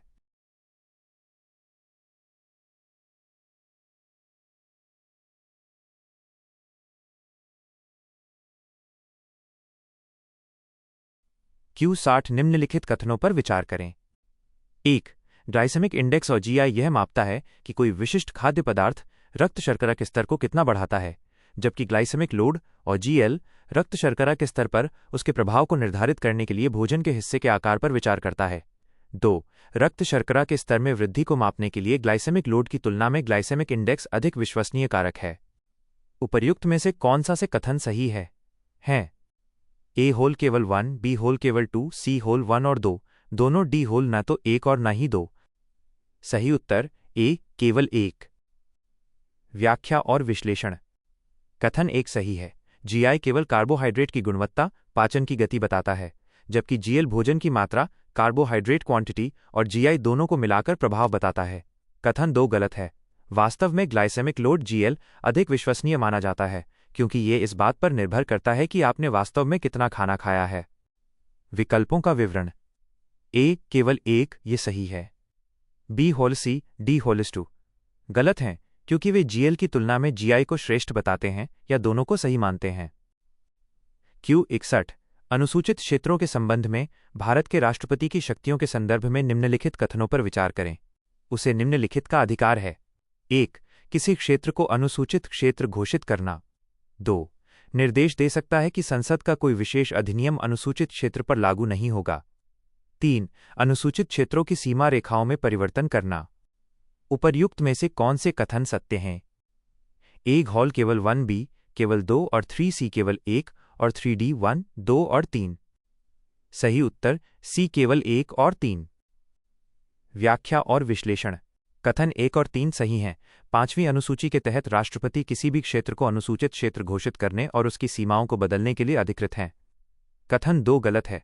संसद या राज्य विधानमंडल के अधिनियमों को अनुसूचित क्षेत्रों में लागू न करने या संशोधित रूप में लागू करने का अधिकार राज्यपाल गवर्नर के पास है, न कि राष्ट्रपति के पास। विकल्पों का विवरण। सीक वॉल केवल 1 और 3 यह सही उत्तर है। Q62 भारत में परिसीमन आयोग के संबंध में निम्नलिखित कथनों पर विचार करें। 1. यह राज्य विधानसभा और लोकसभा चुनावों के लिए विभिन्न निर्वाचन क्षेत्रों की सीमाओं को पुनः समायोजित करता है। 2. मुख्य चुनाव आयुक्त आयोग का पदेन अध्यक्ष होता है। 3. जब आयोग के आदेश लोकसभा के समक्ष रखे जाते हैं तो वो उनमें कोई संशोधन नहीं कर सकता। उपर्युक्त में से कौन सा से कथन सही है? ए होल 1, 2 और 3, बी केवल 1, सी केवल 2 और 3, डी केवल 1 और 3। सही उत्तर डी केवल 1 और 3। व्याख्या और विश्लेषण। कथन 1 सही है। परिसीमन आयोग का मुख्य कार्य जनसंख्या परिवर्तनों के आधार पर सीमाओं का निर्धारण करना है। कथन 2 गलत है। आयोग की अध्यक्षता सुप्रीम कोर्ट के एक सेवानिवृत्त न्यायाधीश द्वारा की जाती है। मुख्य चुनाव आयुक्त इसके सदस्य होते हैं, अध्यक्ष नहीं। कथन 3 सही है। परिसीमन आयोग के आदेश अंतिम होते हैं और उन्हें किसी भी अदालत या संसद द्वारा संशोधित नहीं किया जा सकता। Q63 निम्नलिखित शब्दों पर विचार करें। शब्द अर्थ 1 इस्चीट राजगमन, किसी व्यक्ति की मृत्यु पर बिना वसीयत या उत्तराधिकारी के संपत्ति का राज्य को हस्तांतरण। 2 बोना वैकेंशिया, राज्य को संपत्ति का हस्तांतरण जहां संपत्ति बिना किसी स्वामी के पाई जाती है। 3 लैप्स, उचित प्रक्रियाओं का पालन न करने पर संपत्ति अधिकारों की समाप्ति।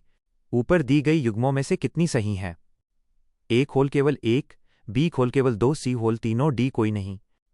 सही उत्तर C तीनों। व्याख्या और विश्लेषण। व्याख्या। भारतीय संविधान के अनुच्छेद 296 के तहत ये तीनों शब्द उत्तराधिकारी रहित संपत्ति के राज्य द्वारा अधिग्रहण से संबंधित हैं। एस्चीट, एस्कीट, बोना वैकेंशिया, बोना वैकेंटिया और लैप्स के अर्थ दिए गए विवरणों के अनुसार सही हैं। Q64 भारतीय संविधान की 8वीं अनुसूची में निम्नलिखित में से कौन सा भाषा समूह शामिल है? A सिंधी, नेपाली, कोंकणी, मणिपुरी। B बोडो, सिंधी, संथाली, खासी। C मणिपुरी, मराठी, उर्दू, तुलु। D बंगाली, बोडो, डोगरी, कोसली।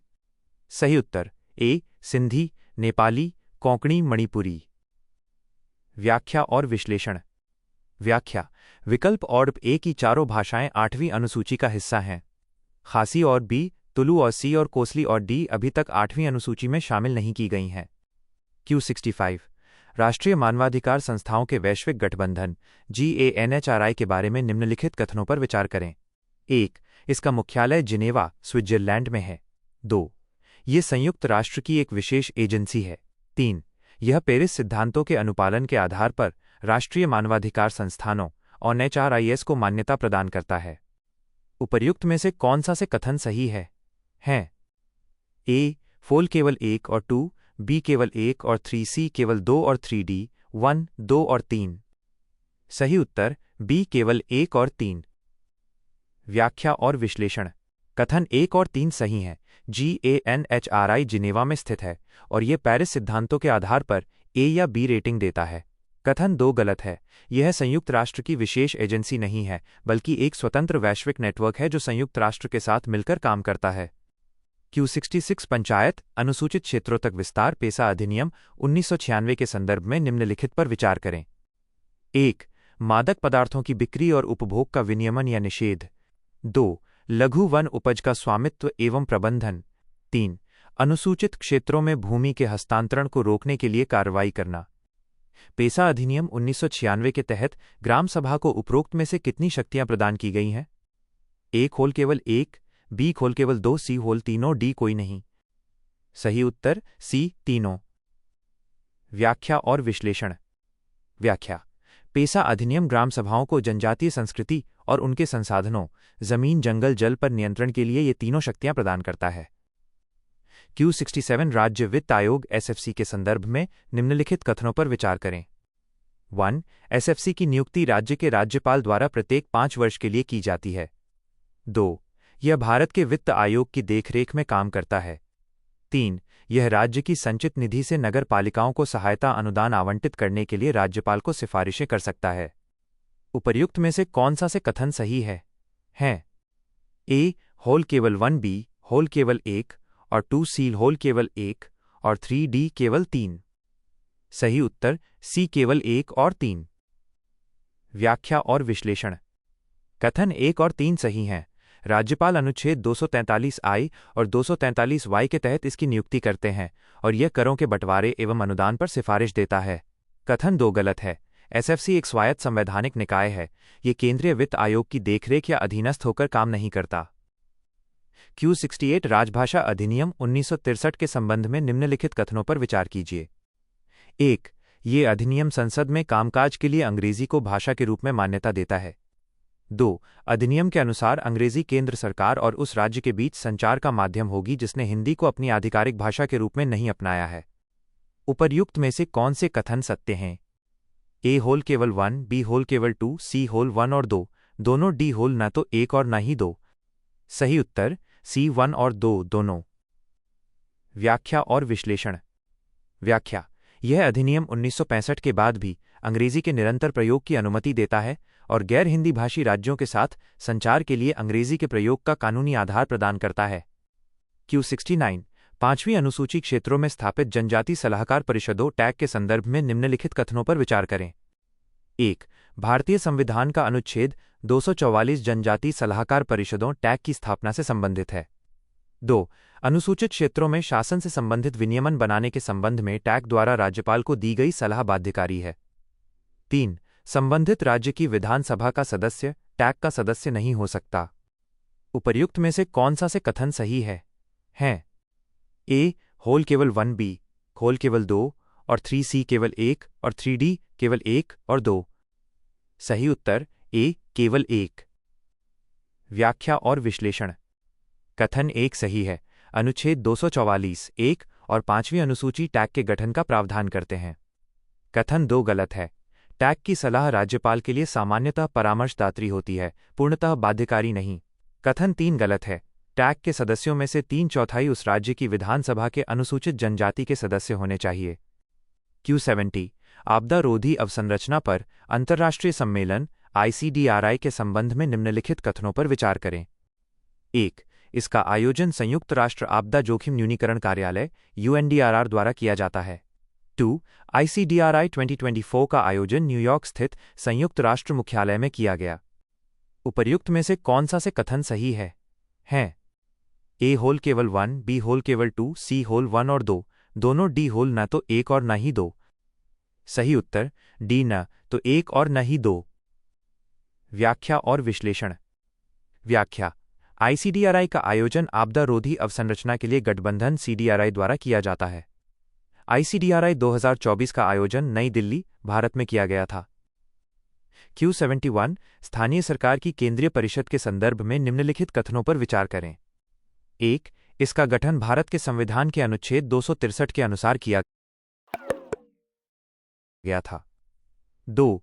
केंद्रीय गृह मंत्री परिषद के पदेन अध्यक्ष होते हैं। उपर्युक्त में से कौन सा से कथन सही है? A होल केवल 1 B होल केवल 2 C होल 1 और 2 दोनों D होल न तो 1 और न ही 2। सही उत्तर A केवल 1। व्याख्या और विश्लेषण। कथन 1 सही है। इसका गठन 1954 में राष्ट्रपति के आदेश द्वारा अनुच्छेद 263 अंतर्राज्यीय परिषद के तहत किया गया था। कथन 2 गलत है। केंद्रीय शहरी विकास मंत्री इसके अध्यक्ष होते हैं, गृह मंत्री नहीं। पहले ये स्वास्थ्य मंत्रालय के अधीन था।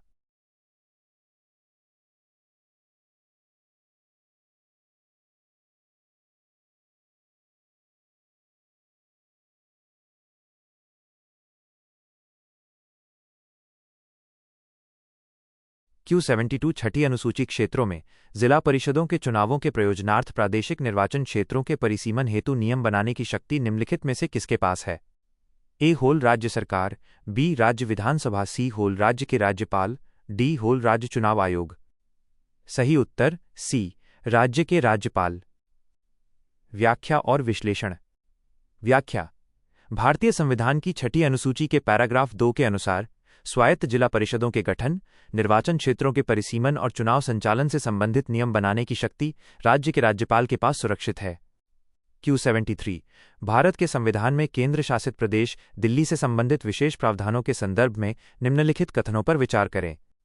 1. दिल्ली विधानसभा के 70 सदस्यों में से 5 सदस्य भारत के राष्ट्रपति द्वारा मनोनीत किए जाते हैं। 2.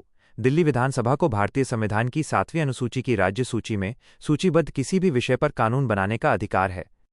उपर्युक्त में से कौन सा से कथन सही है? A होल केवल 1 B होल केवल 2 C होल 1 और 2 दोनों D होल न तो 1 और न ही 2। सही उत्तर D न तो 1 और न ही 2। व्याख्या और विश्लेषण। कथन 1 गलत है। दिल्ली विधानसभा के सभी 70 सदस्य प्रत्यक्ष रूप से निर्वाचित होते हैं। इसमें राष्ट्रपति द्वारा किसी सदस्य को मनोनीत करने का प्रावधान नहीं है। कथन 2 गलत है। अनुच्छेद 239 AA के तहत दिल्ली विधानसभा राज्य सूची के विषयों पर कानून बना सकती है, लेकिन 3 महत्वपूर्ण अपवाद हैं: लोक व्यवस्था, पब्लिक ऑर्डर, पुलिस और भूमि। इन पर कानून बनाने का अधिकार संसद के पास है। Q74 भारत के संविधान के संघीय ढांचे के संदर्भ में निम्नलिखित कथनों पर विचार करें। कथन I भारतीय संविधान का भाग 21 भारतीय संघवाद को कुछ हद तक असमर्थित संघवाद की ओर झुकाता है। कथन 2, भारतीय संविधान का भाग 21 भारत के कुछ राज्यों को विशेष प्रावधान और अद्वितीय शक्तियां प्रदान करता है। उपर्युक्त कथन के संबंध में निम्नलिखित में से कौन सा सही है? ए, कथन आई और कथन 2 दोनों सही हैं और कथन 2 कथन आई की व्याख्या करता है। बी, कथन आई और कथन 2 दोनों सही हैं लेकिन कथन 2 कथन आई की व्याख्या नहीं करता है। सी, कथन आई सही है लेकिन कथन 2 गलत है। डी, कथन आई गलत है लेकिन कथन 2 सही है। सही उत्तर ए, कथन आई और कथन 2 दोनों सही हैं और कथन 2 कथन आई की व्याख्या करता है। व्याख्या और विश्लेषण। व्याख्या। भाग 21 अनुच्छेद 371 से 371 जे विभिन्न राज्यों जैसे नागालैंड, असम, महाराष्ट्र, गुजरात आदि के लिए विशेष प्रावधान करता है। चूंकि सभी राज्यों के पास समान शक्तियां नहीं हैं, इसलिए ये व्यवस्था असममित संघवाद एसिमेट्रिक फेडरलिज्म कहलाती है। कथन 2 सीधे तौर पर कथन आई के असममित होने का कारण बताता है। Q75 एशियाई विकास बैंक का उद्देश्य देशों को टाइगर बॉन्ड जैसे नवोन्मेषी वित्तीय उपकरणों के माध्यम से सहायता प्रदान करना है। इस संदर्भ में टाइगर बॉन्ड के संबंध में निम्नलिखित में से कौन सा कथन सही है? ए, एक प्रकार का ग्रीन बॉन्ड जिसका उद्देश्य दक्षिण और दक्षिण पूर्व एशियाई बाघ श्रृंखला वाले देशों में नवीकरणीय ऊर्जा परियोजनाओं का वित्तपोषण करना है। बी होल, एक ऐसा बॉन्ड जिसका उद्देश्य दक्षिण और दक्षिण पूर्व एशिया में पर्यावरणीय स्टार्टअप्स को बढ़ावा देने के लिए धन जुटाना है। सी होल, एक ऐसा बॉन्ड जिसका उद्देश्य जंगली जानवरों का जीवनकाल बढ़ाने के लिए जीन संपादन में अनुसंधान और विकास को वित्तपोषित करना है। डी होल, एक वित्तीय उपकरण जिसे बाघ पर्यावास संरक्षण के लिए सतत प्रथाओं में निजी पूंजी प्रवाह को बढ़ावा देने हेतु डिजाइन किया गया है। सही उत्तर डी, एक वित्तीय उपकरण जिसे बाघ पर्यावास संरक्षण के लिए सतत प्रथाओं में निजी पूंजी प्रवाह को बढ़ावा देने हेतु डिजाइन किया गया है। व्याख्या और विश्लेषण। व्याख्या।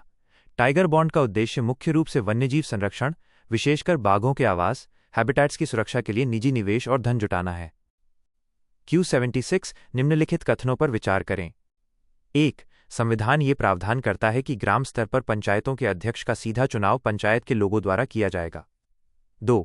पंचायत चुनाव की तारीखें राज्य चुनाव आयोग की सिफारिश के आधार पर राज्यपाल द्वारा तय की जाती हैं। उपर्युक्त में से कौन सा से कथन सही है?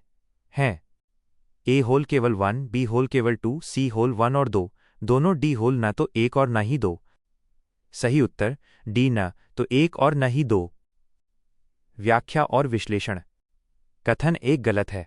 संविधान के अनुच्छेद 243 सी के अनुसार ग्राम स्तर पर अध्यक्ष के चुनाव का तरीका प्रत्यक्ष या अप्रत्यक्ष राज्य विधानमंडल तय करता है। संविधान इसे अनिवार्य रूप से प्रत्यक्ष नहीं बनाता। कथन 2 गलत है। पंचायत चुनावों की तारीखें और पूरा कार्यक्रम निर्धारित करने की शक्ति राज्य चुनाव आयोग के पास होती है, न कि राज्यपाल के पास। Q77 राष्ट्रीय अल्पसंख्यक आयोग NCM के संदर्भ में निम्नलिखित कथनों पर विचार करें। 1. ये एक वैधानिक निकाय है। 2. NCM के अध्यक्ष और सदस्यों को केंद्र सरकार द्वारा नामित किया जाता है। 3. NCM का प्रत्येक सदस्य पदभार ग्रहण करने की तिथि से 3 वर्ष की अवधि तक पद पर बने रहता है। 4. सदस्यों के वेतन और भत्ते संसद द्वारा तय किए जाते हैं। उपर्युक्त में से कितने कथन सत्य हैं? ए होल केवल 1, बी होल केवल 2, सी होल केवल 3, डी होल सभी 4। सही उत्तर सी केवल 3। व्याख्या और विश्लेषण। कथन 1, 2 और 3 सही हैं। यह राष्ट्रीय अल्पसंख्यक आयोग अधिनियम 1992 के तहत बना है। केंद्र सरकार नियुक्ति करती है और कार्यकाल 3 वर्ष होता है। कथन 4 गलत है। अधिनियम के अनुसार सदस्यों के वेतन और भत्ते केंद्र सरकार द्वारा निर्धारित किए जाते हैं, संसद द्वारा नहीं। Q78 भारत के संविधान के संदर्भ में अखिल भारतीय न्यायिक सेवाओं AIJS के बारे में निम्नलिखित कथनों पर विचार करें। 1. AIJS की स्थापना के लिए अनुच्छेद 368 के अंतर्गत एक नए संवैधानिक संशोधन की आवश्यकता है। 2. AIJS में जिला न्यायाधीश से निम्न कोई पद शामिल नहीं होगा। उपर्युक्त में से कौन सा से कथन सही है? ए होल केवल 1, बी होल केवल 2, सी होल 1 और 2, दोनों डी होल न तो 1 और न ही 2। सही उत्तर बी केवल 2। व्याख्या और विश्लेषण। कथन 1 गलत है। अनुच्छेद 312 के तहत राज्यसभा द्वारा एक संकल्प पारित करने के बाद संसद कानून बनाकर AIJS का गठन कर सकती है। इसके लिए अनुच्छेद 368 के तहत औपचारिक संविधान संशोधन की आवश्यकता नहीं है। कथन 2 सही है। संविधान स्पष्ट करता है कि एआईजेएस में जिला न्यायाधीश, डिस्ट्रिक्ट जज के पद से नीचे का कोई पद शामिल नहीं किया जाएगा। Q79 भारत में लोक सेवा आयोगों के संदर्भ में संयुक्त राज्य सेवा आयोग JSPSC के बारे में निम्नलिखित कथनों पर विचार करें। 1. संघ लोक सेवा आयोग UPSC के विपरीत यह एक वैधानिक निकाय है। 2. JSPSC के अध्यक्ष और सदस्यों की नियुक्ति भारत के राष्ट्रपति द्वारा की जाती है। 3. वर्तमान में आंध्र प्रदेश और तेलंगाना ही ऐसे राज्य हैं जहां JSPSC है। उपर्युक्त में से कौन सा से कथन सही है? A होल केवल 1 और 2B केवल 2 और 3C केवल 1 और 2D केवल 1। सही उत्तर A केवल 1 और 2। व्याख्या और विश्लेषण। कथन 1 और 2 सही हैं। JSPSC का गठन संसद के अधिनियम द्वारा होता है, अतः यह वैधानिक है और इसकी नियुक्ति राष्ट्रपति करते हैं। कथन 3 गलत है। वर्तमान में आंध्र प्रदेश और तेलंगाना के अपने अलग अलग राज्य लोक सेवा आयोग PSC हैं। JSPSC का कोई सक्रिय अस्तित्व अभी वहां नहीं है। Q80 ग्लोबल जियो पार्क ऐसे भूवैज्ञानिक आश्चर्य हैं जो अपने अपने क्षेत्रों की प्राकृतिक, सांस्कृतिक और अमूर्त विरासत का प्रतिनिधित्व करते हैं। इस संदर्भ में कौन सा संगठन किसी स्थल को ग्लोबल जियो पार्क के रूप में नामित करता है? A. भारतीय भूवैज्ञानिक society. B. Anthropocene working group. C. संयुक्त राष्ट्र पर्यावरण कार्यक्रम। D. संयुक्त राष्ट्र शैक्षिक, वैज्ञानिक और सांस्कृतिक संगठन यूनेस्को। सही उत्तर D. संयुक्त राष्ट्र शैक्षिक, वैज्ञानिक और सांस्कृतिक संगठन यूनेस्को। व्याख्या और विश्लेषण। व्याख्या। UNESCO global geo park UGGP कार्यक्रम के तहत ही अंतर्राष्ट्रीय महत्व के भूवैज्ञानिक स्थलों को मान्यता और संरक्षण प्रदान किया जाता है। Q81 भारत की संसद को निम्नलिखित में से किसके लिए भौगोलिक क्षेत्रीय सीमाएं निर्दिष्ट करने का अधिकार है? 1. प्रादेशिक जल। 2. महाद्वीपीय शेल्फ। 3. विशिष्ट आर्थिक क्षेत्र EEZ। नीचे दिए गए कोड से सही उत्तर चुनें। A. केवल 1 और 2। B. केवल 2 और 3C। 1, 2 और 3D। केवल 1 और 3। सही उत्तर C. 1, 2 और 3। व्याख्या और विश्लेषण। व्याख्या। अनुच्छेद 297 के तहत संसद को यह अधिकार है कि वह कानून, जैसे टेरिटोरियल वाटर्स एक्ट 1976 बनाकर भारत के प्रादेशिक जल, महाद्वीपीय शेल्फ और EEZ की सीमाओं को निर्धारित और समय समय पर संशोधित कर सके। Q82 निम्नलिखित कथनों पर विचार करें। कथन I. संघ की कार्यकारी शक्ति के प्रयोग में किए गए सभी अनुबंध भारत के प्रधानमंत्री के नाम पर किए जाने चाहिए। कथन 2.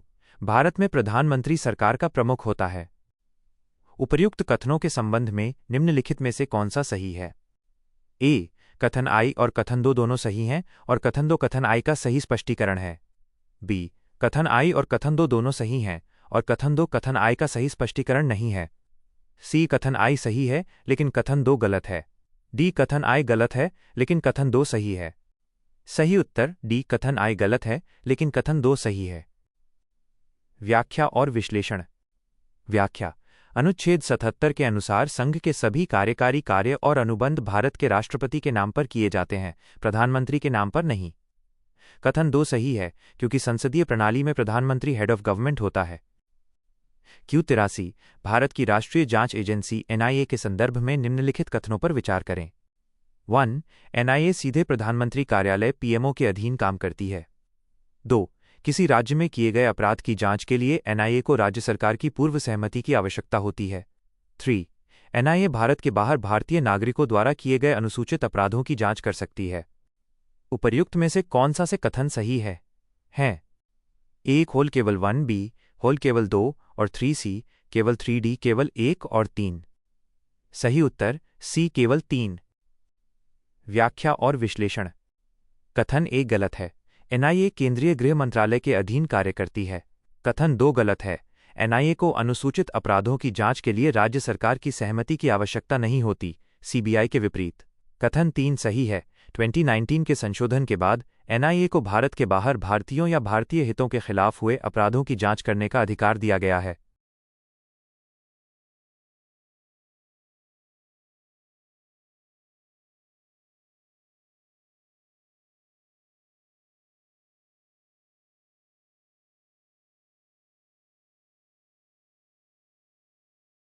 Q84 निम्नलिखित विकल्पों पर विचार करें। 1. भारत के प्रधानमंत्री। 2. लोकसभा में विपक्ष के नेता। 3. सर्वोच्च न्यायालय के मुख्य न्यायाधीश। 4. केंद्रीय गृह मंत्री। उपर्युक्त में से कितने भारत निर्वाचन आयोग के चुनाव आयुक्त की चयन समिति का हिस्सा हैं? ए होल केवल 1, बी होल सिर्फ 2, सी होल केवल 3, डी होल सभी 4। सही उत्तर सी केवल 3। व्याख्या और विश्लेषण। व्याख्या। मुख्य चुनाव आयुक्त और अन्य चुनाव आयुक्त नियुक्ति, सेवा की शर्तें और कार्य अवधि अधिनियम 2023 के अनुसार चयन समिति में निम्नलिखित शामिल हैं। 1. भारत के प्रधानमंत्री अध्यक्ष। 2. लोकसभा में विपक्ष के नेता या सबसे बड़े विपक्षी दल के नेता। 3. प्रधानमंत्री द्वारा नामित एक केंद्रीय कैबिनेट मंत्री जैसे केंद्रीय गृह मंत्री। विकल्प विश्लेषण। सर्वोच्च न्यायालय के मुख्य न्यायाधीश CJI को इस नई समिति से बाहर कर दिया गया है, अतः मद 1, 2 और 4 समिति का हिस्सा हैं। Q85 भुगतान एग्रीगेटर्स के बारे में निम्नलिखित कथनों पर विचार करें। 1. यह एक भुगतान सेवा प्रदाता PSPS होता है जो व्यापारियों और वित्तीय संस्थानों के बीच एक मध्यस्थ के रूप में कार्य करता है ताकि भुगतान की प्रक्रिया को सुगम बनाया जा सके। 2. ये बैंकिंग विनियमन अधिनियम 1949 के प्रावधानों के अंतर्गत संचालन के लिए लाइसेंस प्राप्त होते हैं। 3. इनकी एक प्रमुख कमी ये है कि ये केवल ऑनलाइन लेन देन को ही सुविधाजनक बना सकते हैं। उपर्युक्त में से कितने कथन सत्य हैं? ए होल केवल 1, बी होल केवल 2, सी होल तीनों, डी कोई नहीं। सही उत्तर ए केवल 1। व्याख्या और विश्लेषण। कथन एक सही है। पेमेंट एग्रीगेटर PA व्यापारियों को ग्राहकों से विभिन्न भुगतान विकल्प जैसे क्रेडिट कार्ड, UPI स्वीकार करने में मदद करते हैं। कथन 2 गलत है। ये मुख्य रूप से भुगतान और निपटान प्रणाली अधिनियम 2007 के तहत RBI द्वारा विनियमित होते हैं, न कि बैंकिंग विनियमन अधिनियम के तहत। कथन 3 गलत है। अब ऑफलाइन पेमेंट एग्रीगेटर्स भी मौजूद हैं जो भौतिक दुकानों पॉइंट ऑफ सेल पर लेन देन की सुविधा देते हैं। Q86 निम्नलिखित स्थितियों पर विचार करें यदि वो 1. दिवालिया घोषित किया गया है। 2. मानसिक रूप से अस्वस्थ है और सक्षम न्यायालय द्वारा ऐसा घोषित किया गया है। 3. ऐसे अपराध के लिए दोष सिद्ध और कारावास की सजा प्राप्त कर चुका है जो राष्ट्रपति की राय में नैतिक अधमता से संबंधित है। राष्ट्रीय मानवाधिकार आयोग HRC के अध्यक्ष या सदस्य को भारत के राष्ट्रपति द्वारा उपरोक्त में से कितने आधारों पर हटाया जा सकता है? ए होल केवल 1, बी होल केवल 2, सी होल तीनों, डी कोई नहीं। सही उत्तर सी तीनों। व्याख्या और विश्लेषण। व्याख्या। मानवाधिकार संरक्षण अधिनियम 1993 के अनुसार राष्ट्रपति NHRC के अध्यक्ष या किसी सदस्य को इन तीनों आधारों दिवालियापन, मानसिक अस्वस्थता और नैतिक अधमता वाला अपराध पर उनके पद से हटा सकते हैं। Q87 सूचना का अधिकार RTI अधिनियम 2005 में हाल के संशोधनों के आलोक में केंद्रीय सूचना आयोग CIC और सूचना आयुक्तों IC के बारे में निम्नलिखित कथनों पर विचार करें। 1. सूचना आयुक्तों का कार्यकाल 5 वर्षों के लिए निश्चित होता है। 2. सूचना आयुक्तों के वेतन और भत्ते संसद द्वारा निर्धारित किए जाते हैं। 3. आयोग RTI अधिनियम के प्रावधानों के कार्यान्वयन पर भारत के राष्ट्रपति को वार्षिक रिपोर्ट प्रस्तुत करता है। उपर्युक्त में से कौन सा से कथन सही है? ए केवल 1B, केवल 3C, केवल 1 और 2D, उपरोक्त में से कोई नहीं। सही उत्तर डी उपरोक्त में से कोई नहीं। नोट: विश्लेषण नीचे देखें। व्याख्या और विश्लेषण। कथन एक गलत है। 2019 के संशोधन के बाद कार्यकाल केंद्र सरकार द्वारा निर्धारित वर्तमान में 3 वर्ष कर दिया गया है, न कि 5 या 6 वर्ष। कथन 2 गलत है। वेतन और भत्ते भी अब केंद्र सरकार द्वारा निर्धारित किए जाते हैं, संसद द्वारा नहीं। कथन 3 गलत है। केंद्रीय सूचना आयोग अपनी वार्षिक रिपोर्ट केंद्र सरकार को प्रस्तुत करता है, जो इसे संसद के दोनों सदनों के समक्ष रखवाती है। राष्ट्रपति को सीधे रिपोर्ट नहीं दी जाती। Q88 भारत में निम्नलिखित चुनावी सुधारों पर विचार करें। 1. मतदान की आयु 21 वर्ष से घटाकर 18 वर्ष करना। 2. निर्वाचक फोटो पहचान पत्र EPIC की शुरुआत। 3. लोकसभा चुनाव में आदर्श आचार संहिता लागू करना। 4. इलेक्ट्रॉनिक वोटिंग मशीन EVM में उपरोक्त में से कोई नहीं, नोटा विकल्प की शुरुआत। भारत में सबसे पहले आरंभ हुए सुधार से शुरू करते हुए उपर्युक्त चुनावी सुधारों का सही कालानुक्रमिक क्रम क्या है? A 2134, B 1243, C 3142, D 3124। सही उत्तर D 3 1 2 4। व्याख्या और विश्लेषण। कालानुक्रम। एक, आदर्श आचार संहिता MCC 1960 केरल और फिर 1962 के लोकसभा चुनाव में विस्तार। 2. मतदान आयु 21 से 18, 1989 61वां संशोधन। 3. ईपिक वोटर आईडी 1993 में व्यापक रूप से पेश किया गया। 4.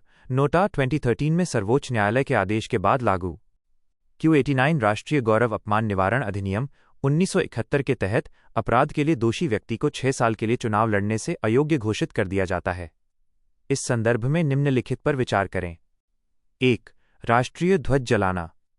2. राष्ट्रीय प्रतीक का व्यावसायिक उद्देश्यों के लिए उपयोग। 3. भारतीय राष्ट्रीय ध्वज को नैपकिन या रूमाल आदि पर प्रिंट करके उपयोग करना। उपर्युक्त में से कितने को राष्ट्रीय गौरव अपमान निवारण अधिनियम 1971 के अंतर्गत अपराध माना जाता है? A होल केवल 1, B होल सिर्फ 2, C होल तीनों, D कोई नहीं। सही उत्तर B सिर्फ 2। नोट विश्लेषण देखें। व्याख्या और विश्लेषण। अपराध: मद 1 ध्वज जलाना अपमान और मद 3 नैपकिन रुमाल पर प्रिंटिंग द्वारा अपमान इस अधिनियम के तहत दंडनीय अपराध हैं। मद 2 राष्ट्रीय प्रतीक का व्यावसायिक उपयोग मुख्य रूप से प्रतीक और नाम अनुचित प्रयोग निवारण अधिनियम 1950 के अंतर्गत आता है। Q90 अग्रिम मूल्य निर्धारण समझौतों APS के संबंध में निम्नलिखित कथनों पर विचार करें। 1. APA विशिष्ट लेनदेन के लिए पूर्व निर्धारित हस्तांतरण मूल्य निर्धारण पद्धतियां प्रदान करके करदाताओं को निश्चितता प्रदान करता है। 2. द्विपक्षीय APA समझौते में शामिल दोनों देशों के कर प्राधिकारियों से दोहरे कराधान के विरुद्ध सुरक्षा प्रदान करते हैं। उपर्युक्त में से कौन सा से कथन सही है? A होल केवल 1, B होल केवल 2, C होल 1 और 2, दोनों, D होल न तो 1 और न ही 2। सही उत्तर C 1 और 2 दोनों। व्याख्या और विश्लेषण। व्याख्या: APS का उद्देश्य बहुराष्ट्रीय कंपनियों और कर विभाग के बीच ट्रांसफर प्राइसिंग को लेकर होने वाले विवादों को कम करना है। यह करदाताओं को भविष्य के लेनदेन के लिए पहले से ही टैक्स दरें पद्धतियां स्पष्ट कर देता है। Q91 निम्नलिखित भाषाओं पर विचार करें। 1. असमिया। 2. मराठी। 3. पाली। 4. तेलुगु। 5. प्राकृत। वर्तमान में उपरोक्त भाषाओं में से कितनी भाषाओं को भारत सरकार द्वारा शास्त्रीय भाषाओं के रूप में वर्गीकृत किया गया है? A होल सिर्फ 2, B होल केवल 3, C होल केवल 4, D होल सभी 5। सही उत्तर D सभी 5। व्याख्या और विश्लेषण। अपडेट: अक्टूबर 2024 में भारत सरकार ने मराठी, पाली, प्राकृत, असमिया और बंगाली को शास्त्रीय भाषा का दर्जा दिया है। पहले से ही तमिल, संस्कृत, कन्नड़, तेलुगु, मलयालम और ओडिया इस सूची में थीं। अतः दी गई सभी पांचों भाषाएं अब शास्त्रीय भाषाएं हैं। Q92 भारत में voter verifiable paper audit trail VVPAT प्रणाली के उपयोग के संबंध में निम्नलिखित कथनों पर विचार करें। 1. भारत में EVM के साथ VVPAT का पहली बार प्रयोग 2004 के दिल्ली विधानसभा चुनावों में किया गया था। 2. VVPAT में उम्मीदवार का नाम, पार्टी का चुनाव चिन्ह और मतदाता का नाम आदि विवरण होता है। 3.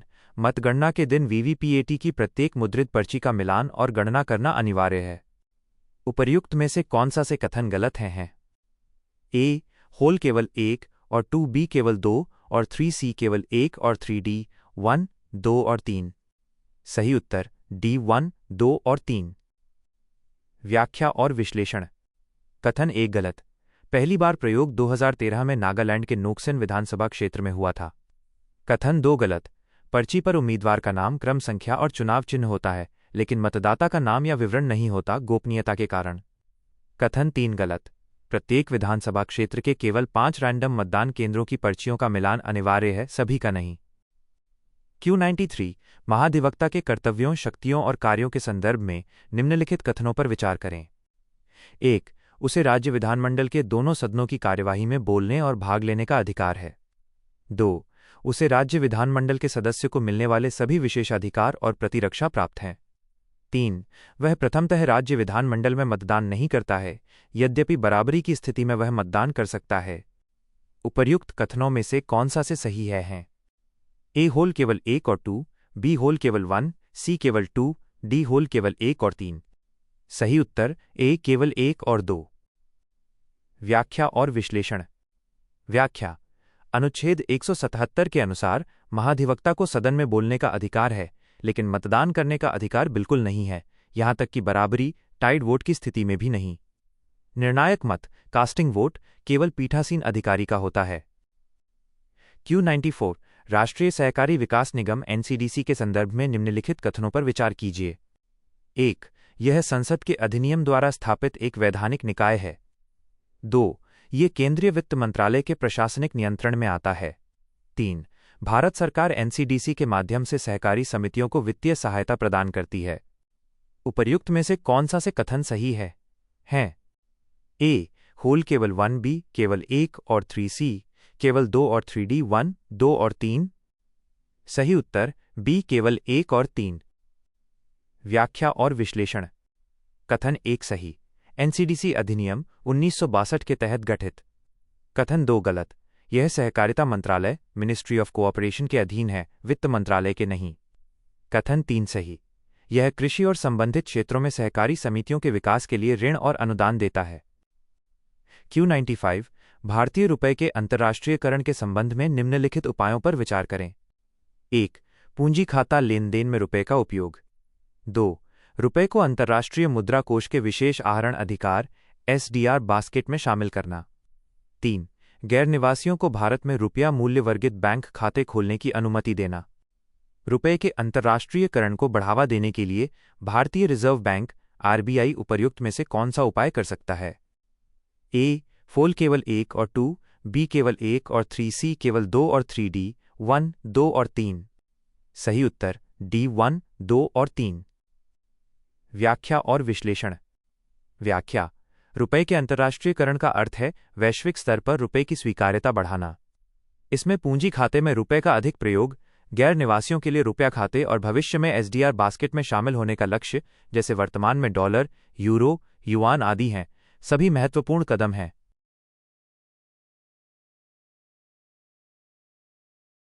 Q96 भारतीय संविधान का अनुच्छेद 240 राष्ट्रपति को कुछ केंद्र शासित प्रदेशों के लिए नियम बनाने की शक्ति देता है। इस संदर्भ में निम्नलिखित केंद्र शासित प्रदेशों पर विचार करें। 1. लक्षद्वीप। 2. पुडुचेरी। 3. राष्ट्रीय राजधानी क्षेत्र दिल्ली। उपर्युक्त केंद्र शासित प्रदेशों में से कितने में राष्ट्रपति शांति, प्रगति और सुशासन के लिए विनियम बना सकते हैं? A होल केवल 1, B होल सिर्फ 2, C होल तीनों, D कोई नहीं। सही उत्तर B फॉल सिर्फ 2। व्याख्या और विश्लेषण।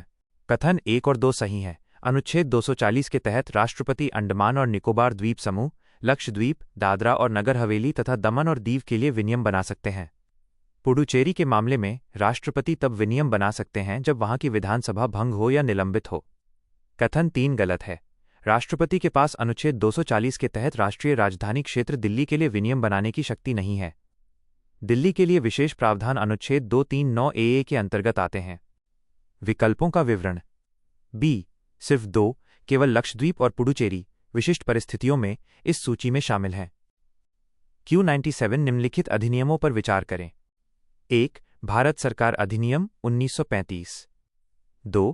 भारतीय स्वतंत्रता अधिनियम 1947। 3. प्रिवी परिषद क्षेत्राधिकार उन्मूलन अधिनियम 1949। उपरोक्त में से कितने अधिनियम भारतीय संविधान के अनुच्छेद -395 द्वारा निरस्त किए गए? A होल केवल 1, B होल सिर्फ 2, C होल तीनों, D कोई नहीं। सही उत्तर B फॉल सिर्फ 2। व्याख्या और विश्लेषण। व्याख्या। अनुच्छेद 395 के माध्यम से भारतीय स्वतंत्रता अधिनियम 1947 और भारत सरकार अधिनियम 1935 इसके पूरक अधिनियमों सहित को स्पष्ट रूप से निरस्त कर दिया गया था। हालांकि प्रिवी परिषद क्षेत्राधिकार उन्मूलन अधिनियम 1949 को इस अनुच्छेद द्वारा निरस्त नहीं किया गया था। विकल्पों का विवरण। B होल सिर्फ 2, केवल पहले और दूसरे अधिनियम को ही निरस्त किया गया था। Q98 चुनाव प्रक्रिया के दौरान चुनाव व्यय के संबंध में निम्नलिखित कथनों पर विचार करें। 1. किसी राजनीतिक दल द्वारा चुनावों पर खर्च की जाने वाली राशि की कोई सीमा नहीं है। 2. भारत का चुनाव आयोग ECI किसी व्यक्ति को अयोग्य घोषित कर सकता है यदि वो चुनाव व्यय का लेखा जोखा प्रस्तुत करने में विफल रहता है। उपर्युक्त में से कौन सा से कथन सही है? A होल केवल 1, B होल केवल 2, C होल 1 और 2, दोनों, D होल न तो 1 और न ही 2। सही उत्तर C 1 और 2 दोनों। व्याख्या और विश्लेषण। कथन 1 सही है। वर्तमान में उम्मीदवारों के लिए चुनाव खर्च की सीमा तय है, लेकिन राजनीतिक दलों द्वारा कुल खर्च की जाने वाली राशि पर कोई वैधानिक सीमा नहीं है। कथन 2 सही है। लोक प्रतिनिधित्व अधिनियम 1951 की धारा 10A के तहत यदि कोई उम्मीदवार निर्धारित समय के भीतर अपने चुनावी खर्च का हिसाब देने में विफल रहता है तो चुनाव आयोग उसे 3 साल के लिए अयोग्य घोषित कर सकता है। Q99 राष्ट्रीय अनुसूचित जनजाति आयोग NCST के संबंध में निम्नलिखित कथनों पर विचार करें। 1. आयोग के सदस्यों और अध्यक्ष की नियुक्ति भारत के राष्ट्रपति द्वारा की जाती है। 2. NCST के प्रत्येक सदस्य का कार्यकाल 5 वर्ष का होता है। 3. ये पंचायत अनुसूचित क्षेत्रों तक विस्तार अधिनियम 1996 के पूर्ण कार्यान्वयन को सुनिश्चित करने के लिए उपाय करता है। उपरोक्त कथनों में से कितने सत्य हैं? A खोल केवल 1, B खोल केवल 2, C होल तीनों, D कोई नहीं। सही उत्तर B केवल 2। व्याख्या और विश्लेषण। कथन 1 सही है। अनुच्छेद 338A के तहत राष्ट्रपति अपने हस्ताक्षर और मुहर वाले वारंट द्वारा इनकी नियुक्ति करते हैं। कथन 2 गलत है। अध्यक्ष और सदस्यों का कार्यकाल 3 वर्ष का होता है, 5 वर्ष का नहीं। कथन 3 सही है। आयोग के कर्तव्यों में अनुसूचित क्षेत्रों में PESA अधिनियम के प्रावधानों के प्रभावी कार्यान्वयन की निगरानी और उपाय करना शामिल है। विकल्पों का विवरण। B हॉल केवल 2, कथन 1 और 3 सही हैं। Q100 राज्यों की उधार लेने की शक्ति के संदर्भ में निम्नलिखित कथनों पर विचार करें। 1. भारतीय संविधान के अनुसार यदि केंद्र द्वारा राज्य को दिए गए ऋण का कोई हिस्सा अभी भी बकाया है तो राज्य केंद्र की सहमति के बिना कोई ऋण नहीं ले सकता है। 2. केंद्र सरकार ने 15वें वित्त आयोग की सिफारिश के आधार पर वर्ष 2023-24 के लिए राज्यों की शुद्ध उधार सीमा NBC GSDP के 5% पर तय की है। 3. राज्य का सार्वजनिक ऋण संविधान की 7वीं अनुसूची की समवर्ती सूची के अंतर्गत एक विषय है। उपर्युक्त में से कौन सा से कथन गलत हैं? A होल केवल 1, B केवल 2, C केवल 2 और 3, D 1, 2 और 3। सही उत्तर C केवल 2 और 3। व्याख्या और विश्लेषण। कथन 1 सही है। अनुच्छेद 293(3) के अनुसार यदि किसी राज्य पर केंद्र का कोई पुराना कर्ज बकाया है तो वो केंद्र की अनुमति के बिना नया ऋण नहीं ले सकता। कथन 2 गलत है। 15वें वित्त आयोग ने 2023-24 के लिए सामान्य शुद्ध उधार सीमा 3% GSDP का तय की थी, जिसमें बिजली क्षेत्र के सुधारों के आधार पर 0.5% की अतिरिक्त छूट मिल सकती थी। 5% का आंकड़ा गलत है। कथन 3 गलत है। राज्य का सार्वजनिक ऋण public debt of the state 7वीं अनुसूची की राज्य सूची प्रविष्टि 43 का विषय है, समवर्ती सूची का नहीं। विकल्पों का विवरण। C केवल 2 और 3 ये दोनों कथन गलत हैं। केवल पहला कथन सही है।